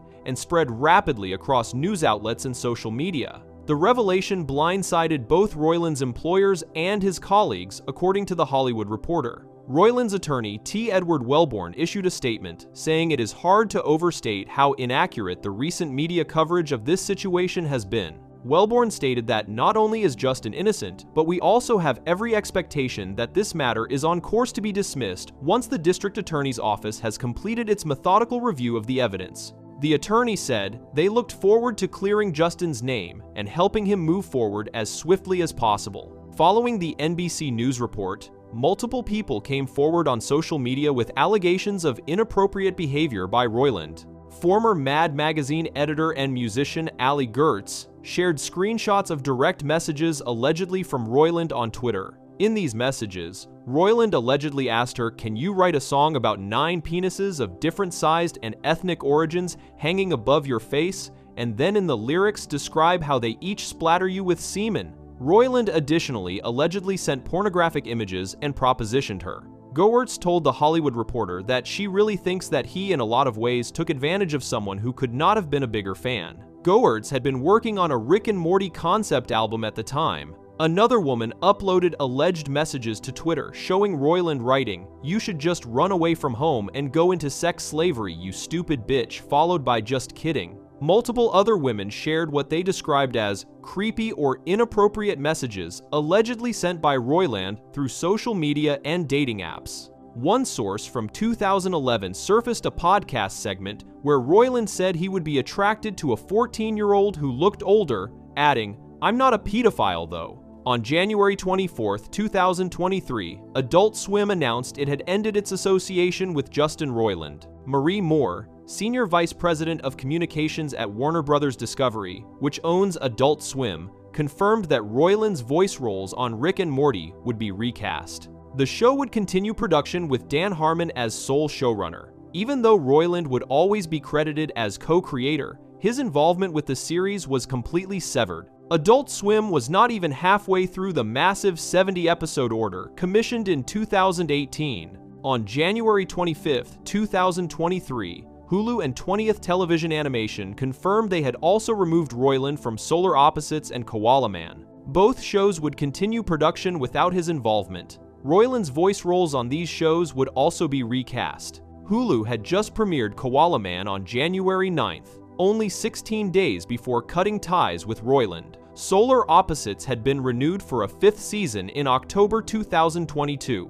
On January 16, 2023, before the public announcements, Roiland resigned from Squanch Games, the video game development company he co-founded in 2016. The company announced his resignation on January 25th, stating on January 16, 2023, Squanch Games received Justin Roiland's resignation. Within 2 weeks of the charges becoming public, Roiland had lost his involvement with every major project bearing his name. On February 7, 2023, The Hollywood Reporter published an extensive investigative report titled "Inside the Implosion of Justin Roiland's Animation Empire." The report featured interviews with multiple colleagues who spoke anonymously about troubling workplace behavior spanning years. The report detailed allegations of sexual harassment, inappropriate conduct in writers' rooms, and Roiland's near-total creative absence from projects in recent years. Multiple sources confirmed that other than voice work, Roiland had not had any meaningful creative presence on any of the series bearing his name.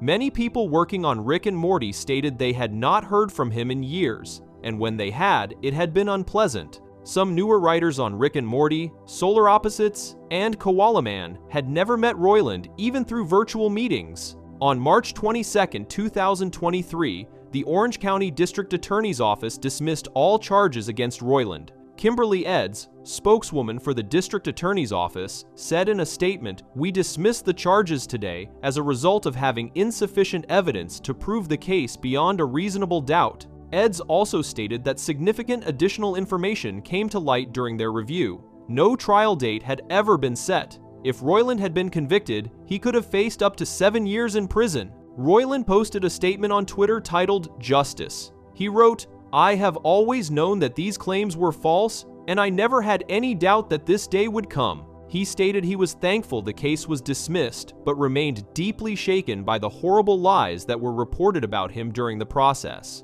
He expressed disappointment that so many people were quick to judge without knowing the facts based solely on the word of an embittered ex trying to bypass due process and have him canceled. Roiland said he was determined to move forward and focus both on his creative projects and restoring his good name. His attorney, T. Edward Wellborn, thanked the Orange County District Attorney's Office for conducting a thorough review of the facts and dismissed case, adding that he was thankful justice had prevailed. Despite the dismissed charges, Adult Swim, Hulu, and 20th Television Animation did not reverse their decisions to sever ties with Roiland. All three companies declined to comment following the dismissal. Rick and Morty, Solar Opposites, and Koala Man all continued production without Roiland's involvement. The recasting process for his voice roles moved forward as planned. On September 13, 2023, NBC News published a new investigative report featuring allegations from 11 women and non-binary people who claimed Roiland used his fame from Rick and Morty to pursue them sexually.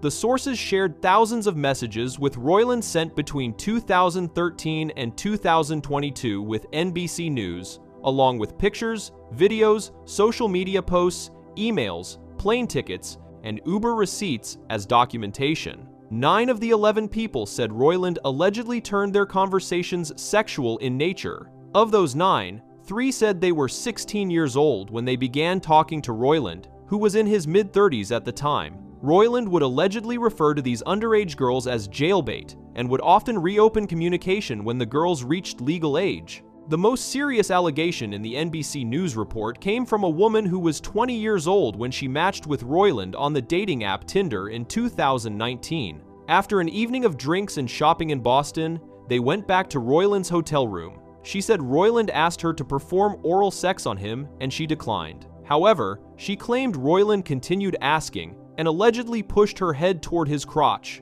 Eventually, she stopped resisting. She told NBC News, "From the moment it happened, I knew that it was not okay, but I felt a lot of different feelings, like that it was my fault. I felt guilty for asking him to buy me stuff. I felt maybe I owed it to him and I was embarrassed." Following the incident, the woman sent text messages to Roiland that were shared with NBC News, stating, "The sexual stuff that happened with us was not handled by you in the best way, and I just want you to take that into account in future dates, and that verbal consent is important." Roiland apologized, saying, "I'm really sorry." Another incident occurred in 2017 when the 36-year-old Roiland invited a 19-year-old woman from Pennsylvania to fly to Los Angeles and attend a Rick and Morty premiere party he was throwing. After the party ended, the 19-year-old claimed she, Roiland, and an unnamed female friend of Roiland's remained at the party. By Roiland's request, according to her account, the 2 women began engaging in sexual acts together in a hot tub,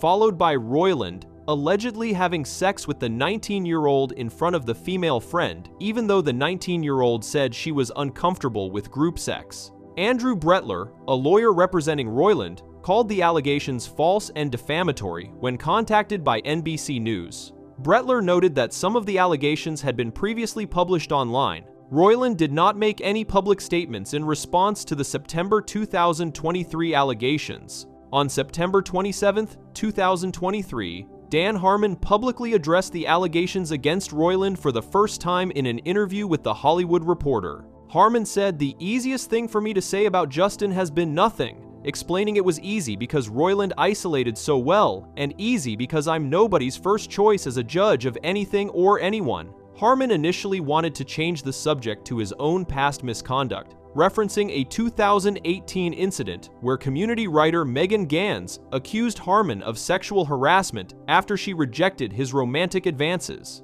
Harmon had publicly apologized and taken full responsibility at the time, and Gans had accepted his apology. Regarding Roiland, Harmon stated, "I would feel so safe and comfortable making this about me, but that trick is worthless here and dangerous to others. It's other people's safety and comfort that got damaged while I obsessed over a cartoon's quality. Trust has now been violated between countless people and a show designed to please them. I'm frustrated, ashamed, and heartbroken that a lot of hard work, joy, and passion can be leveraged to exploit and harm strangers." Harmon revealed he had not participated in the talent search to replace Roiland for Season 7, calling the entire process just sad. He said the goal was for the new voices to be indistinguishable from Roiland's original performances, while acknowledging it would be absurd to suddenly decide that the entire foundation of the creative project was unimportant. Rick and Morty Season 7 premiered on October 15, 2023, with new voice actors replacing Roiland in both title roles.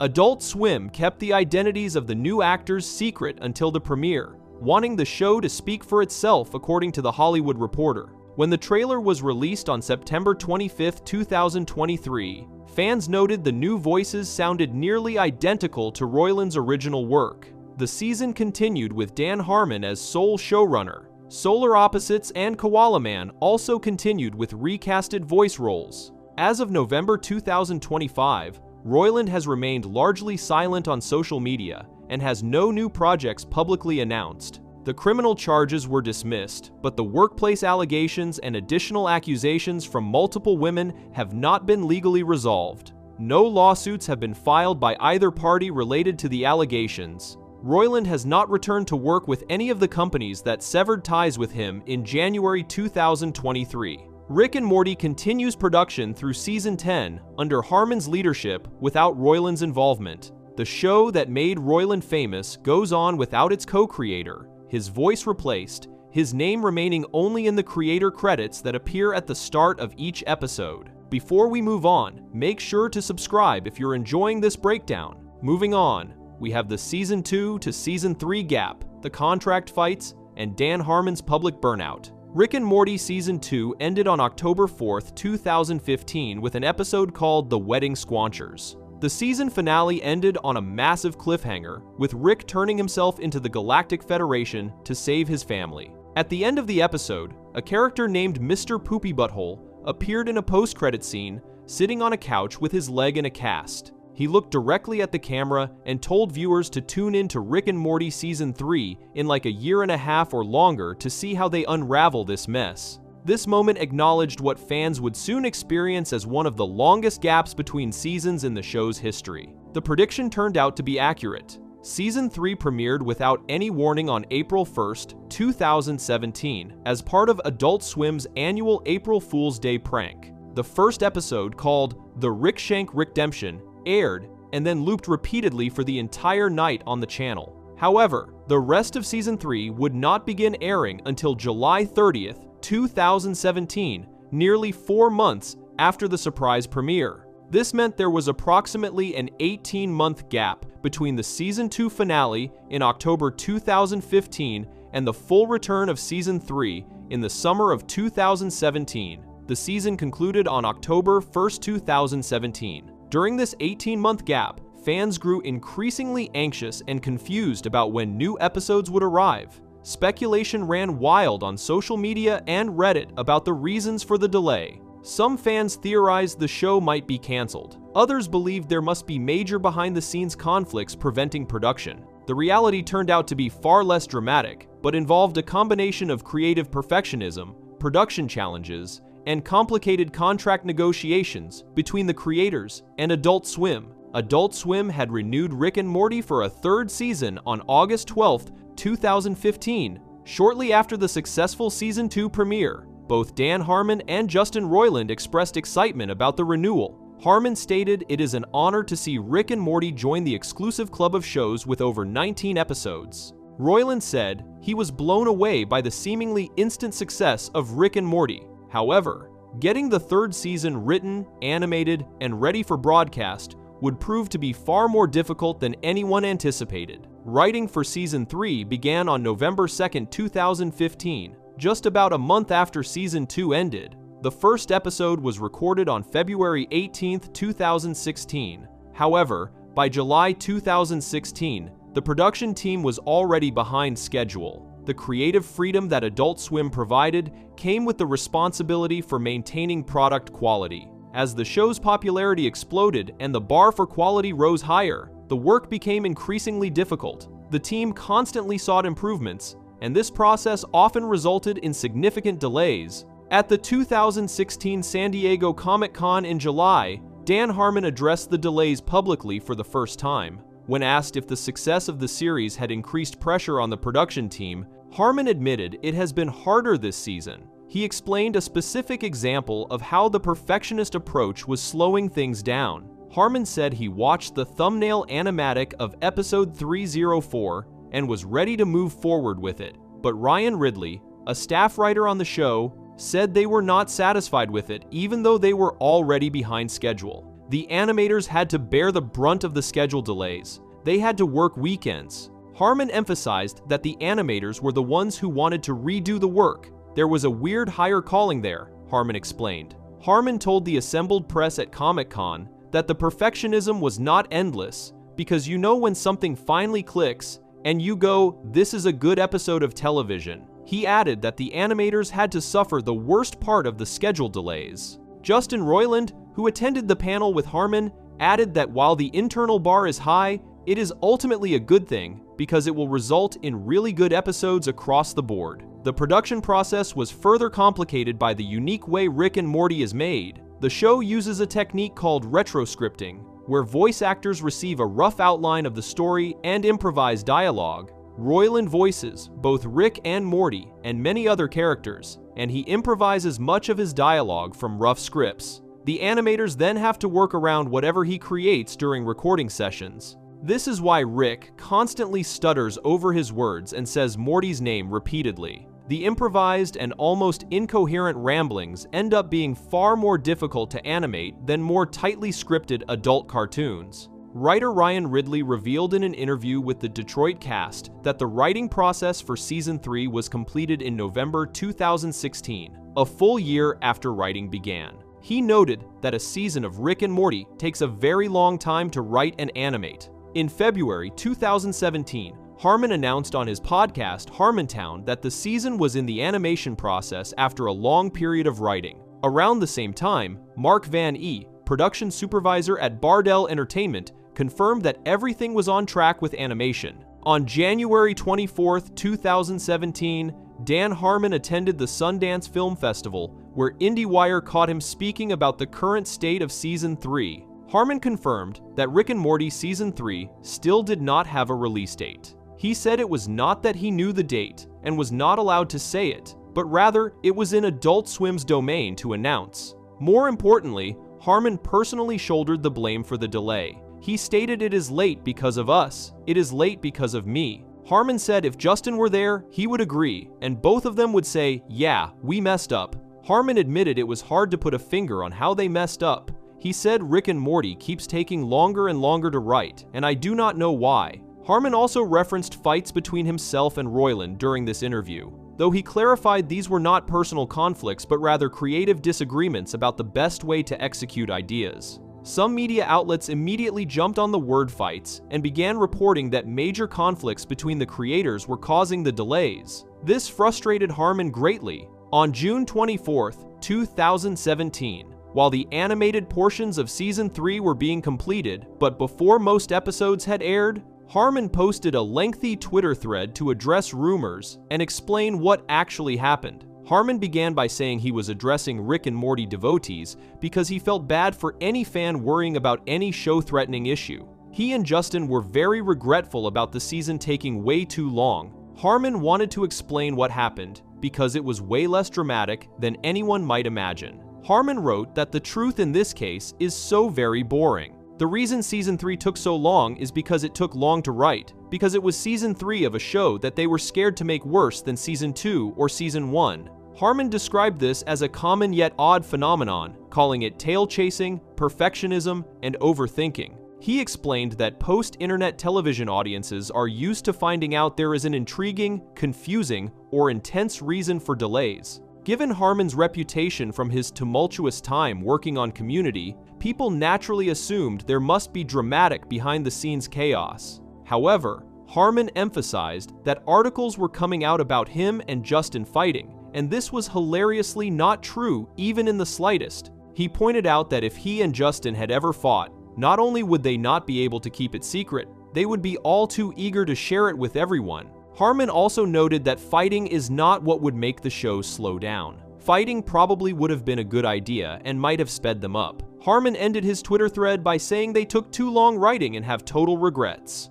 He said they look back and talk to each other about how they can avoid it happening again, and he was pretty sure the reason it would not happen again is because it happened once already. Writer Jessica Gao, one of the female writers hired for Season 3, later explained in an interview with The Hollywood Reporter that the writing process was intense. She described how a story that for other shows would be an entire episode, for Rick and Morty would be only the first few minutes. Therefore, the team had to write a massive amount of story in a very short time. The density of storytelling in each episode required enormous amounts of work from the writing staff. The intense production schedule and perfectionist approach took a clear emotional toll on everyone involved. Harmon has been open about his struggles with depression, self-loathing, and alcoholism throughout his career. The pressure of living up to fan expectations for Season 3 while maintaining creative freedom from Adult Swim created a difficult situation. Harmon wanted every episode to be perfect, but perfectionism can become paralyzing. The fear of disappointing fans who loved Seasons 1 and 2 made it harder to feel confident about the work being produced. This cycle of anxiety, revision, and delay extended the production timeline far beyond what anyone originally planned. While all of this creative struggle was happening, another significant issue was developing behind the scenes. Contract negotiations between Harmon, Roiland, and Adult Swim were taking place throughout the production of Season 3 and continued after the season aired. In March 2018, Harmon appeared on a podcast where he revealed that contract negotiations had gotten complicated this time around. He explained that the reason they were not currently working on Season 4 was because of something called contract negotiations, and it had gotten complicated. This admission worried fans who feared another long gap between seasons. On May 10, 2018, Adult Swim finally announced a massive long-term deal with Dan Harmon and Justin Roiland. The network ordered 70 new episodes of Rick and Morty. This was described as a long-term deal without a specific time frame announced, but it represented more than double the count of episodes Rick and Morty had produced to date. At the time of the announcement, there had been 31 total episodes across 3 seasons. Adding 70 more episodes would bring the total to 101 episodes, which is one past the traditional magic number for syndication. The deal was enormous by any standard. Justin Roiland announced the news on Twitter, posting a drawing of Rick telling Morty it is official, 70 more adventures. Working off the show's history of 10-episode seasons, this meant Rick and Morty would continue for at least 7 more seasons beyond Season 3. If Harmon and Roiland maintained anything close to their current production schedule at that time, the 70-episode order would keep the show on the air for potentially another decade. Dan Harmon gave an interview to the magazine GQ shortly after the deal was announced. He said he was ecstatic about the renewal. Harmon explained that he had to make up his mind that the deal was not a guarantee for the sake of his own emotional well-being, but now that it was closed and official, he could finally breathe and be as excited as he wanted to be. Harmon stated that Rick and Morty is definitely the most freeing, most fun thing he ever worked on, and it has had the biggest impact on his career. He acknowledged that he both loves and hates everything he makes, but he has a very special relationship with Rick and Morty. Getting a 70-episode pickup meant that Harmon could actually really focus on the show. Loving it would not be taking away from anything else. He could let Rick and Morty take away from everything else in his creative life. Harmon explained, it was a lot of back and forth during negotiations, but he and Justin just needed enough episodes and the right kind of deal structure that would give them permission to do what they want to do, which is truly focus on the show. The deal that they arrived at certainly justified them focusing on the show exclusively. They would still be able to do other projects, but the days of wondering what the future holds could finally draw to a close. Harmon joked that 70 episodes is a lot of Rick and Morty to focus on, and at the end of doing that, he would not feel like he should have been focusing on something else instead. The 70-episode deal represented a major financial and creative commitment from Adult Swim to the creators. Rick and Morty had become the flagship show for Adult Swim and Cartoon Network's youth-oriented programming. The show ranked as television's #1 comedy with millennials across all of television in 2017. With adults ages 18 to 24 and 18 to 34, it topped major network shows like The Big Bang Theory, Modern Family, and Saturday Night Live. Christina Miller, president of Cartoon Network, Adult Swim, and Boomerang, said at the time of the Season 3 finale in October 2017 that Rick and Morty is truly what a modern-day hit looks like across multiple screens and multiple touchpoints. The show had also become a multi-platform sensation beyond just television ratings. It dominated in digital streaming, gaming, live streaming, retail merchandise, and fan experiences. Rick and Morty completed its 3rd season with overall viewership numbers increased by 81% over the previous season. It delivered the highest ratings in Adult Swim's entire history. The 2nd episode of Season 3, which aired nearly 4 months after the unannounced premiere, was watched by 2.86 million viewers, and was the 2nd best show on cable that day, among adults ages 18 to 49, behind only Game of Thrones. The season finale was watched by 2.6 million live plus same-day viewers, and was the most watched telecast across all age groups for Adult Swim. Despite all this success, the 18-month gap between Seasons 2 and 3 remained a source of frustration for fans and a cautionary tale about the challenges of maintaining quality while meeting audience expectations. The gap was caused by a combination of factors that all compounded each other. The writing process took longer because Harmon and Roiland were terrified of making Season 3 worse than the previous seasons. The animation process took longer because the team maintained extremely high standards and was willing to work weekends and redo entire episodes that were not meeting their quality bar. The improvised dialogue recording process made animation more complex and time-consuming. And underlying all of this was the unresolved contract situation that created uncertainty about the show's future and may have affected the creators' ability to fully commit to a production timeline. Harmon and Roiland hoped that the 70-episode deal would prevent such long gaps from happening again. Roiland expressed confidence that the big renewal would allow them to minimize gaps between seasons to no more than a year because they could schedule their time around the show and keep the machine going. However, production delays would continue to plague later seasons for various reasons. The gap between seasons 3 and 4 was approximately 2 years, from October 2017 to November 2019. Future seasons would have varying gaps, though generally shorter than the 18-month wait between seasons 2 and 3. The Season 2 to Season 3 gap became legendary among Rick and Morty fans as the moment when the show's popularity exploded, but the production process could not keep pace with demand. It demonstrated the challenges that come with creative success in animation. Higher expectations lead to more pressure. More pressure leads to perfectionism. Perfectionism leads to delays. And delays frustrate audiences who just want to see what happens next. Throughout this entire period, Dan Harmon was remarkably honest and open about his role in the delays, his struggles with perfectionism, and his fear of disappointing fans. This transparency helped many fans understand that the wait was not due to laziness or lack of caring, but rather because everyone involved cared too much and wanted every episode to be as good as possible. Before we move on, make sure to subscribe if you're enjoying this breakdown. Next up, we have how Dan Harmon's story circle forces characters to suffer for the sake of good structure. How Dan Harmon's story circle forces characters to suffer for good structure. Dan Harmon was born in 1973 and became a television writer, producer, and actor known for creating the sitcom Community and co-creating the animated series Rick and Morty. Throughout his career, Harmon developed a specific approach to storytelling that would become central to how he structures every episode and character arc in his shows. This method is called the story circle, also known as the embryo or the plot embryo.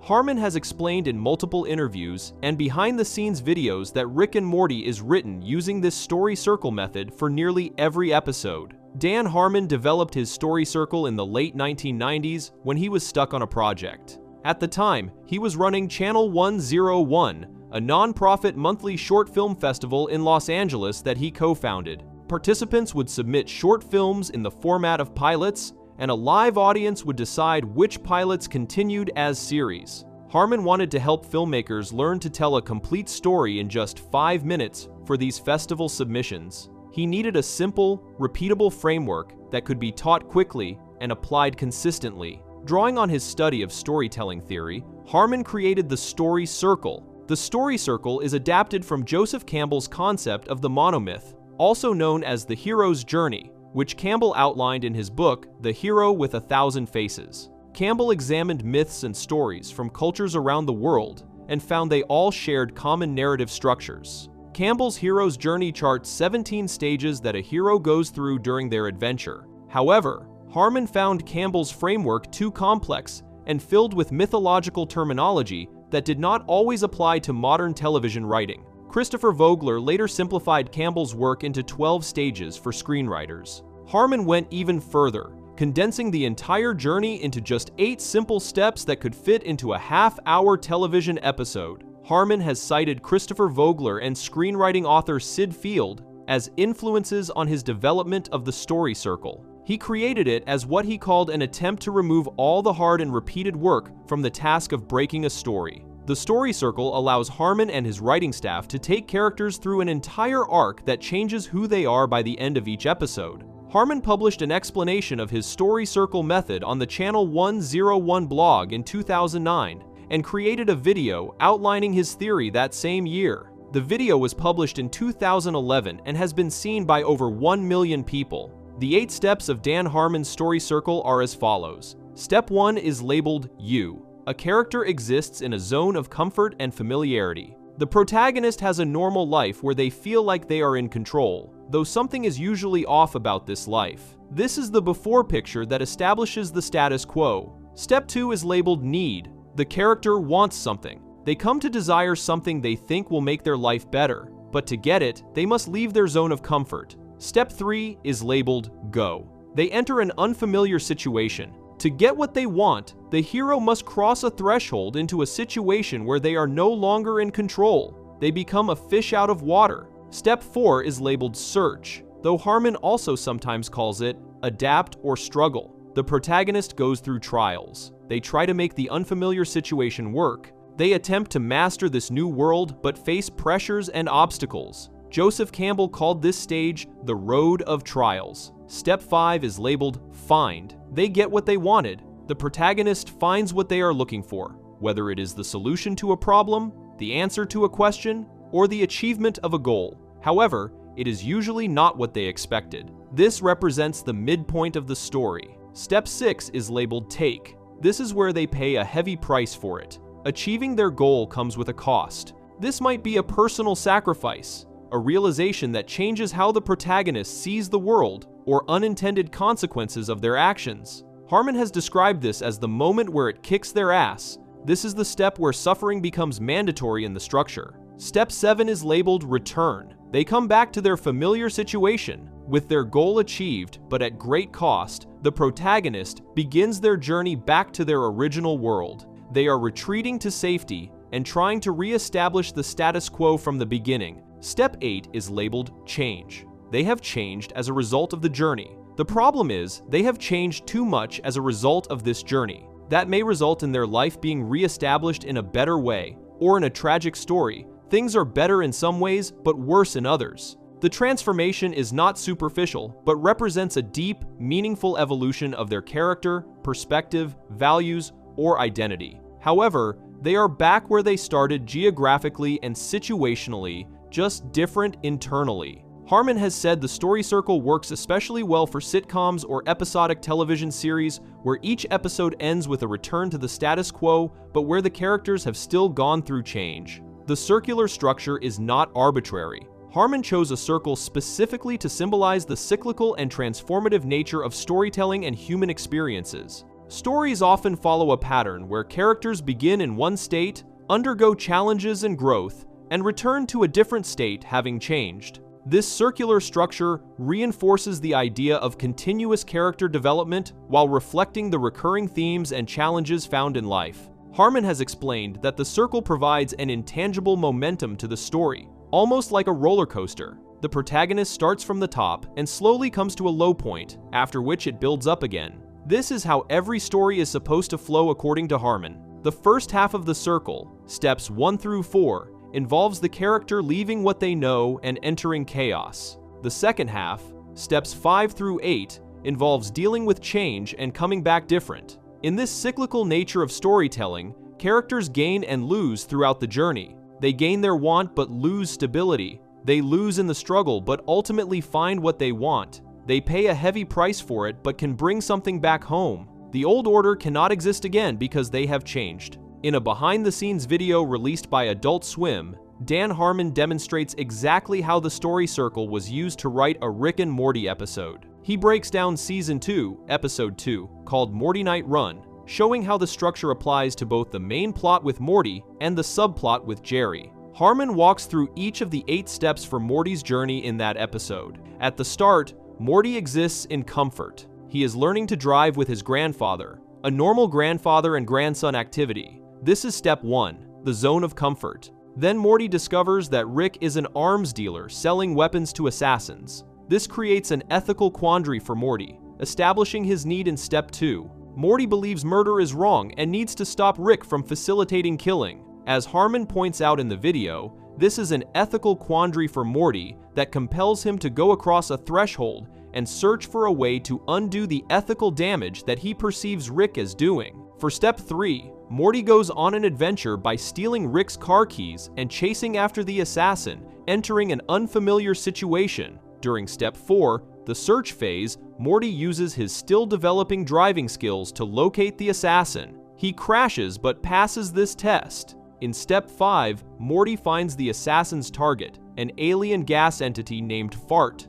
Morty accidentally kills the assassin in the process and frees Fart from space jail. Morty has achieved his goal of saving a life and stopping an assassination. He can rest assured that he has done the right thing. This is the fine step where Morty gets what he wanted. But then comes Step 6, the take phase where everything has a cost. As Harmon explains in the video, in the second half of the story, we start finding out that the act of saving that life is going to cost a lot of other people their lives. Bounty hunters and law enforcement chase the group, and Fart slaughters many space cops and innocent bystanders while Rick and Morty make their escape. Morty realizes that saving Fart has caused more death and destruction than the original assassination would have. The price of his ethical choice becomes devastatingly clear. In Step 7, Morty returns to familiar territory. In Step 8, the change phase, Morty has been transformed by his experience. The Morty at the story's beginning could never kill anyone, but because of everything that has happened, a changed Morty can trick Fart into doing a musical number and then obliterate Fart with Rick's blaster. As Harmon notes in the video, it is a bad show for kids. Morty begins the episode believing in absolute morality and the sanctity of all life. By the end, he has become someone willing to kill when necessary, learning that ethical choices have complicated consequences. Harmon demonstrates how the story circle also works for Jerry's subplot in the same episode.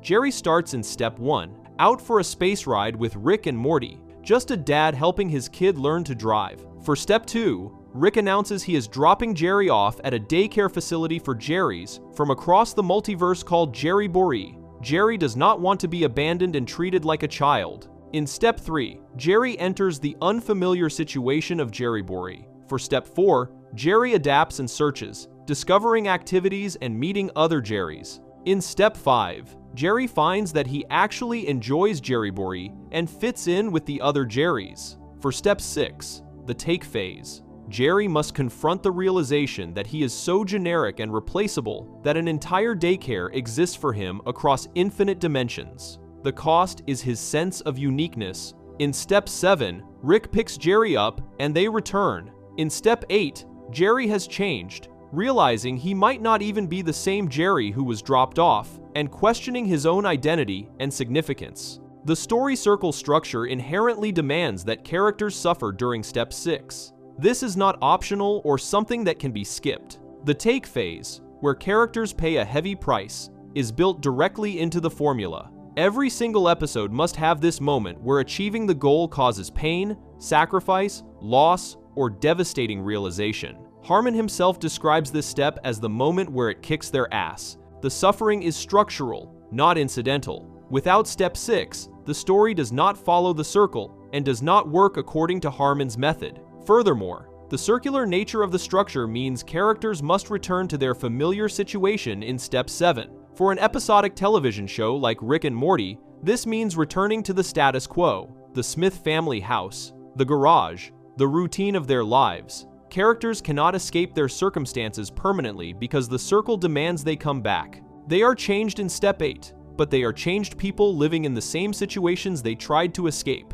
The circle traps them in a cycle where they can grow and transform internally, but their external circumstances reset. This creates a specific kind of storytelling where lasting happiness becomes structurally difficult. If every episode follows the story circle, then every episode must include the suffering of Step 6 and the return to familiarity of Step 7. Characters can never truly escape or find permanent peace because the structure requires them to keep going through the cycle. They can be changed, but they cannot be healed in any permanent way because the next episode will start the cycle again with Step 1, placing them back in their zone of comfort before disturbing it once more. The Nerdist article about Harmon's story circle notes that this video highlights how Morty, Beth, Summer, and Jerry are so different from who they were at the start of the series. Every adventure they have been on has actively changed them. However, these changes accumulate as trauma and loss, rather than growth toward happiness.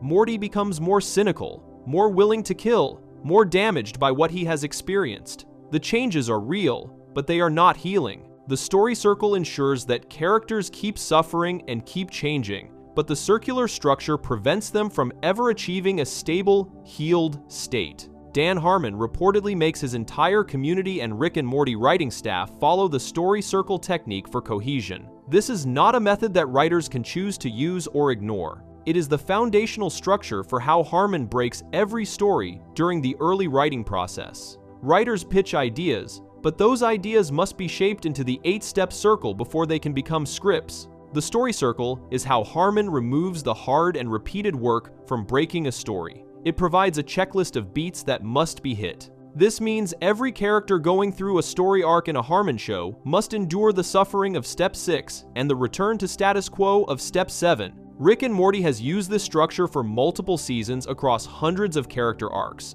Morty experiences trauma after trauma, becoming progressively more damaged and willing to do terrible things. Beth discovers her mother left because of Rick's behavior but returns to her marriage with Jerry despite knowing it makes her unhappy. Summer goes on adventures that show her the meaninglessness of existence but returns to high school. Jerry discovers he is utterly replaceable and pathetic but returns to his family dynamic. Rick himself, though often operating as an anti-hero who subverts some steps, still goes through cycles where his attempts to escape his pain only create more suffering. The structure of the story circle means that resolution and healing are not built into the narrative framework that Harmon uses. Step 8 is labeled change, not healing or peace or happiness. Characters are different at the end than at the beginning, but different does not mean better or whole. The framework prioritizes transformation over wellness. It values the journey and the arc over the destination or the aftermath. A character who becomes willing to kill has changed dramatically,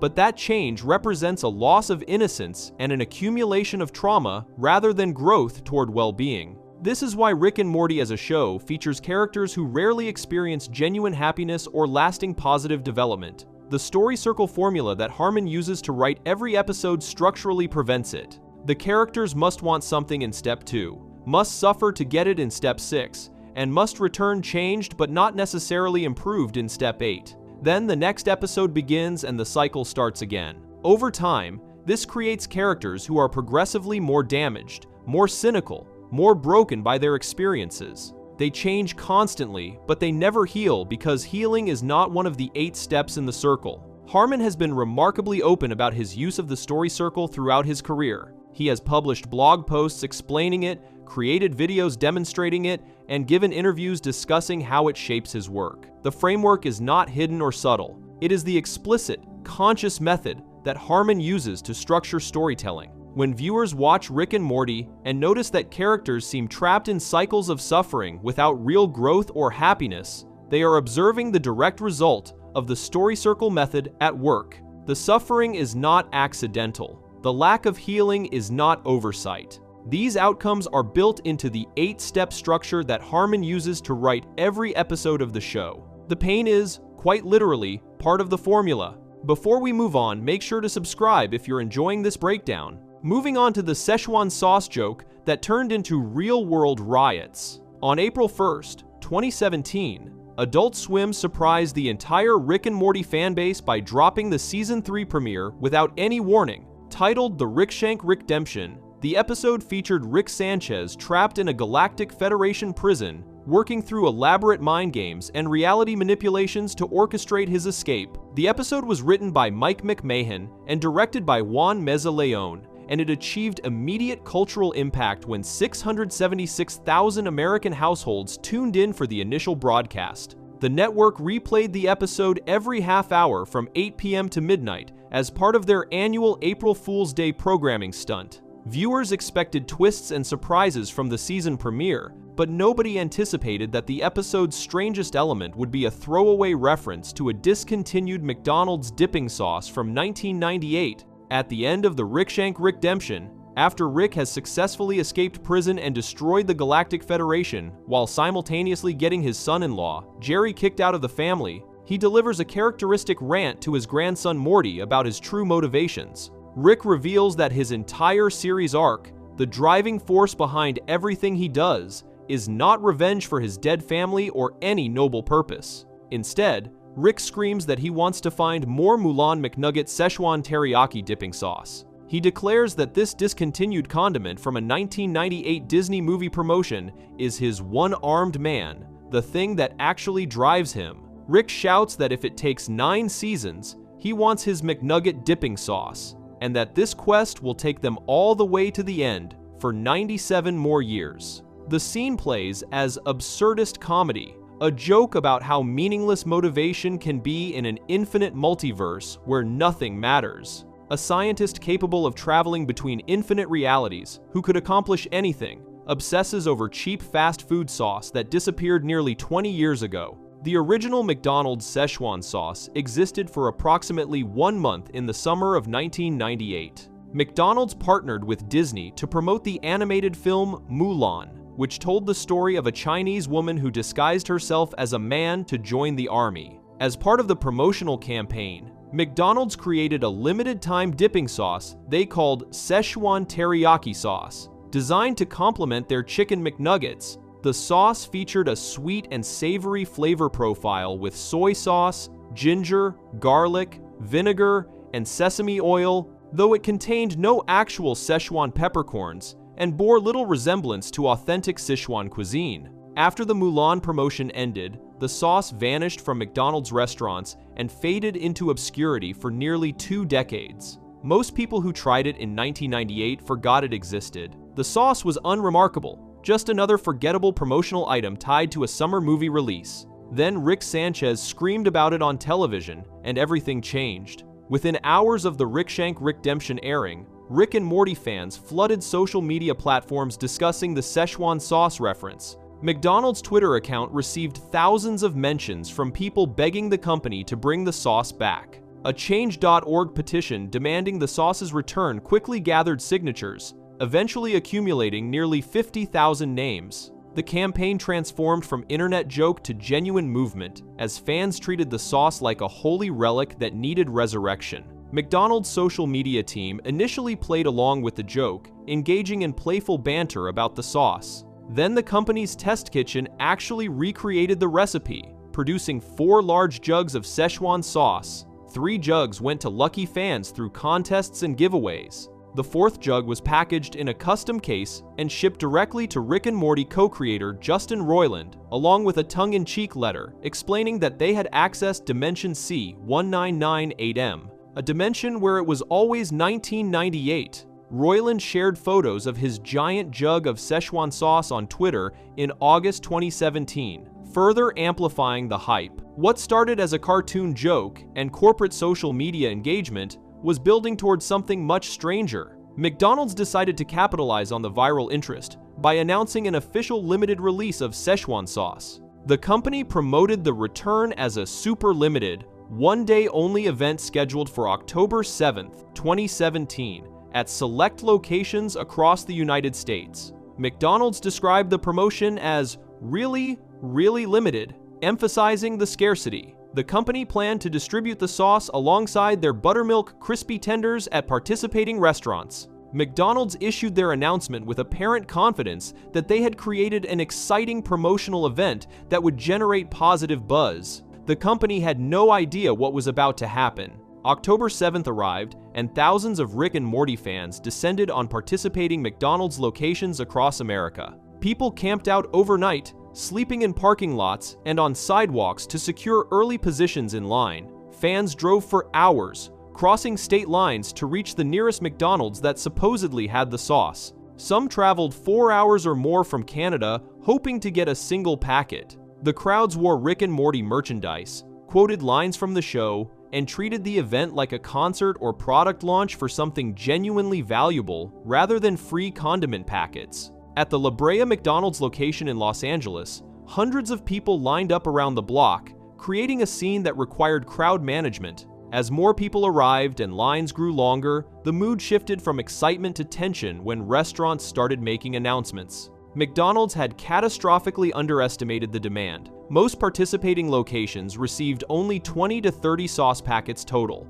along with 10 promotional posters and a raffle system for distribution. Some restaurants that were listed as participating locations received no sauce packets at all. When staff members began announcing to the massive crowds that they only had enough sauce for a tiny fraction of the people waiting, the situation deteriorated rapidly. At the La Brea location in Los Angeles, the crowd erupted into chanting. Hundreds of voices shouted, "Sichuan sauce," and "When I say Sichuan, you say sauce," in unison, the collective chant growing louder and more aggressive. When restaurant staff announced they would not be able to accommodate the overwhelming requests for sauce, people began pushing and shoving each other, jockeying for position at the front entrance. Video footage from the scene shows fans physically fighting to get through the door, shoving competitors aside to reach the counter first. The situation escalated quickly enough that McDonald's staff felt unsafe and called the police. Detective Ross Nemiroff of the Los Angeles Police Department confirmed to The Hollywood Reporter that police responded to a call at the location. Officers arrived to find crowds of angry people who had waited for hours only to learn the promised sauce was essentially unavailable. The police worked to disperse the crowd and prevent the situation from escalating into more serious violence. Similar scenes unfolded at McDonald's locations throughout California, Florida, and across the country. In Wellington, Florida, sheriff's deputies were called around 2:30 in the afternoon when the McDonald's revealed they did not actually have the sauce. 2 deputies arrived to disperse a crowd of people who had been waiting in line for hours. 15-year-old Kurt Nolan, who was present at the Wellington location, told reporters that the entire event felt like a scam, claiming McDonald's made people buy food and led them to believe the sauce existed when it did not. At a McDonald's near the University of Pennsylvania campus, managers felt threatened enough by angry customers that they called police for protection. Crowds gathered outside the restaurant chanting, "Give us sauce," toward employees who had no control over the supply chain disaster. In San Jose, California, customers filled a McDonald's restaurant chanting demands at staff members while managers frantically tried to manage the angry mob. Videos circulated online showing McDonald's locations where over 1,000 people had camped out overnight, only to discover the restaurant received 70 sauce packets or less. The disparity between expected supply and actual inventory created situations where some locations had to serve crowds of hundreds with fewer than 20 packets of sauce. People who had driven hours and waited in line since dawn found themselves empty-handed after the sauce ran out in minutes. The disappointment and anger were immediate and intense. The absurdity reached peak levels when fans began treating the sauce packets like rare collectibles worth thousands of dollars. Within hours of the failed promotion, sauce packets appeared on eBay with starting bids of several $100s. Single packets sold for prices exceeding $1,000 as bidding wars erupted between desperate fans. One packet from the original 1998 promotion, which had somehow survived in someone's car for nearly 20 years, sold on eBay for $14,700 along with some wasabi packets. The demand was so extreme that people began bidding on photographs of the sauce, t-shirts showing images of the sauce, and even drawings of sauce packets. One photo showing an opened McDonald's sauce packet, which could not even be verified as Szechuan sauce since all McDonald's sauce packets look similar, reached bids of $1,525. The frenzy transcended rational economic behavior entirely. The most remarkable transaction involved Rachel Marie from Macomb, Michigan, who successfully obtained a sauce packet on October 7th. Marie posted in a Facebook group called Pin Nation, offering to trade her packet for a collection of pins. Dwayne Kimmel responded to her post with a counteroffer, proposing to trade his entire 2004 Volkswagen GTI for the single sauce packet. Marie told The Drive that she did not even think she would get pin offers. Then suddenly, someone offered her a car. The Volkswagen was not a base model, but rather a version equipped with Volkswagen's 1.8-liter turbo 4-cylinder engine coupled to a 5-speed manual transmission, features that increased the car's value. Kimmel told Business Insider that he had another vehicle he could fix up for daily driving, explaining his reasoning simply as needing some sauce. The trade represented perhaps the most extreme example of how cartoon-induced hype distorted people's sense of value, resulting in someone exchanging a functional automobile worth thousands of dollars for a free condiment packet. Justin Roiland watched the chaos unfold and responded on Twitter on October 8th. He posted that he and the Rick and Morty team had nothing to do with the McDonald's promotion and were not happy with how the situation was handled. Roiland specifically urged people to be cool to McDonald's employees because the shortage was not their fault. When TMZ caught Roiland at LAX airport weeks later, the co-creator expanded on his reaction to the debacle. Roiland told reporters that the Sichuan sauce reference started as a joke in the writer's room and expressed genuine dismay at what it became. He described the situation as absurd, noting that it became a collector thing when it was just a dipping sauce. Roiland said he was bummed out for the workers who got harassed by angry fans. He acknowledged understanding why fans were upset after waiting all night in line, but emphasized that the McDonald's employees receiving the harassment did not deserve it. Roiland revealed that even the Rick and Morty writers were divided on the sauce's actual quality, with some writers finding it disgusting when they tried samples. McDonald's issued a public apology on Twitter the day after the October 7th disaster. The company acknowledged that they heard the feedback from disappointed fans and admitted the promotion had failed. The apology tweet referenced Rick and Morty's style, using the phrase, "And that's the way the news goes," which is one of Rick's nonsense catchphrases from the show. McDonald's promised that lots more Sichuan sauce and participating locations were coming soon, providing no specific timeline, but committing to fixing their mistake. Behind the scenes, McDonald's executives and marketing teams face serious questions about how such a massive miscalculation occurred. Whether the limited supply was genuine incompetence in estimating demand or a cynical attempt to generate scarcity-driven publicity, the promotion damaged the company's reputation and created terrible working conditions for franchise employees who bore the brunt of customer anger. The failed promotion generated enormous media coverage, but not the kind McDonald's wanted. Major news outlets covered the riots and police calls as examples of fan culture gone wrong. The Rick and Morty fanbase faced intensified criticism as videos of adults screaming at minimum wage workers over cartoon sauce circulated widely. One viral video showed a man jumping onto a McDonald's counter screaming, "I'm Pickle Rick," then falling to the floor making loud noises. The man later claimed his performance was satire, but the video became emblematic of how the promotion spiraled into embarrassing spectacle. McDonald's kept their promise, announcing on February 22, 2018, that Sichuan sauce would return for a wider release. This time, the company prepared properly, producing 20 million sauce packets and distributing them to nearly every McDonald's location across the United States, starting February 26th. The promotion lasted several days, ensuring most fans could obtain it. McDonald's also produced a podcast called The Sauce about the October disaster. The February release went smoothly with no riots or police calls. Food critics and fans who tried the sauce in 2018 described it as jaw-achingly sweet, heavily dependent on corn syrup and sugar rather than complex flavors. The sauce tasted like modified teriyaki with hints of soy and ginger, pleasant but nothing revolutionary. Some fans posted that it just tasted like soy sauce with extra steps, referencing a Rick and Morty joke. The sauce's actual flavor could not live up to the mythology. Many people realized they had obsessed over, waited hours for, and spent absurd amounts of money on a mediocre fast food condiment that McDonald's gave away for free with chicken tenders.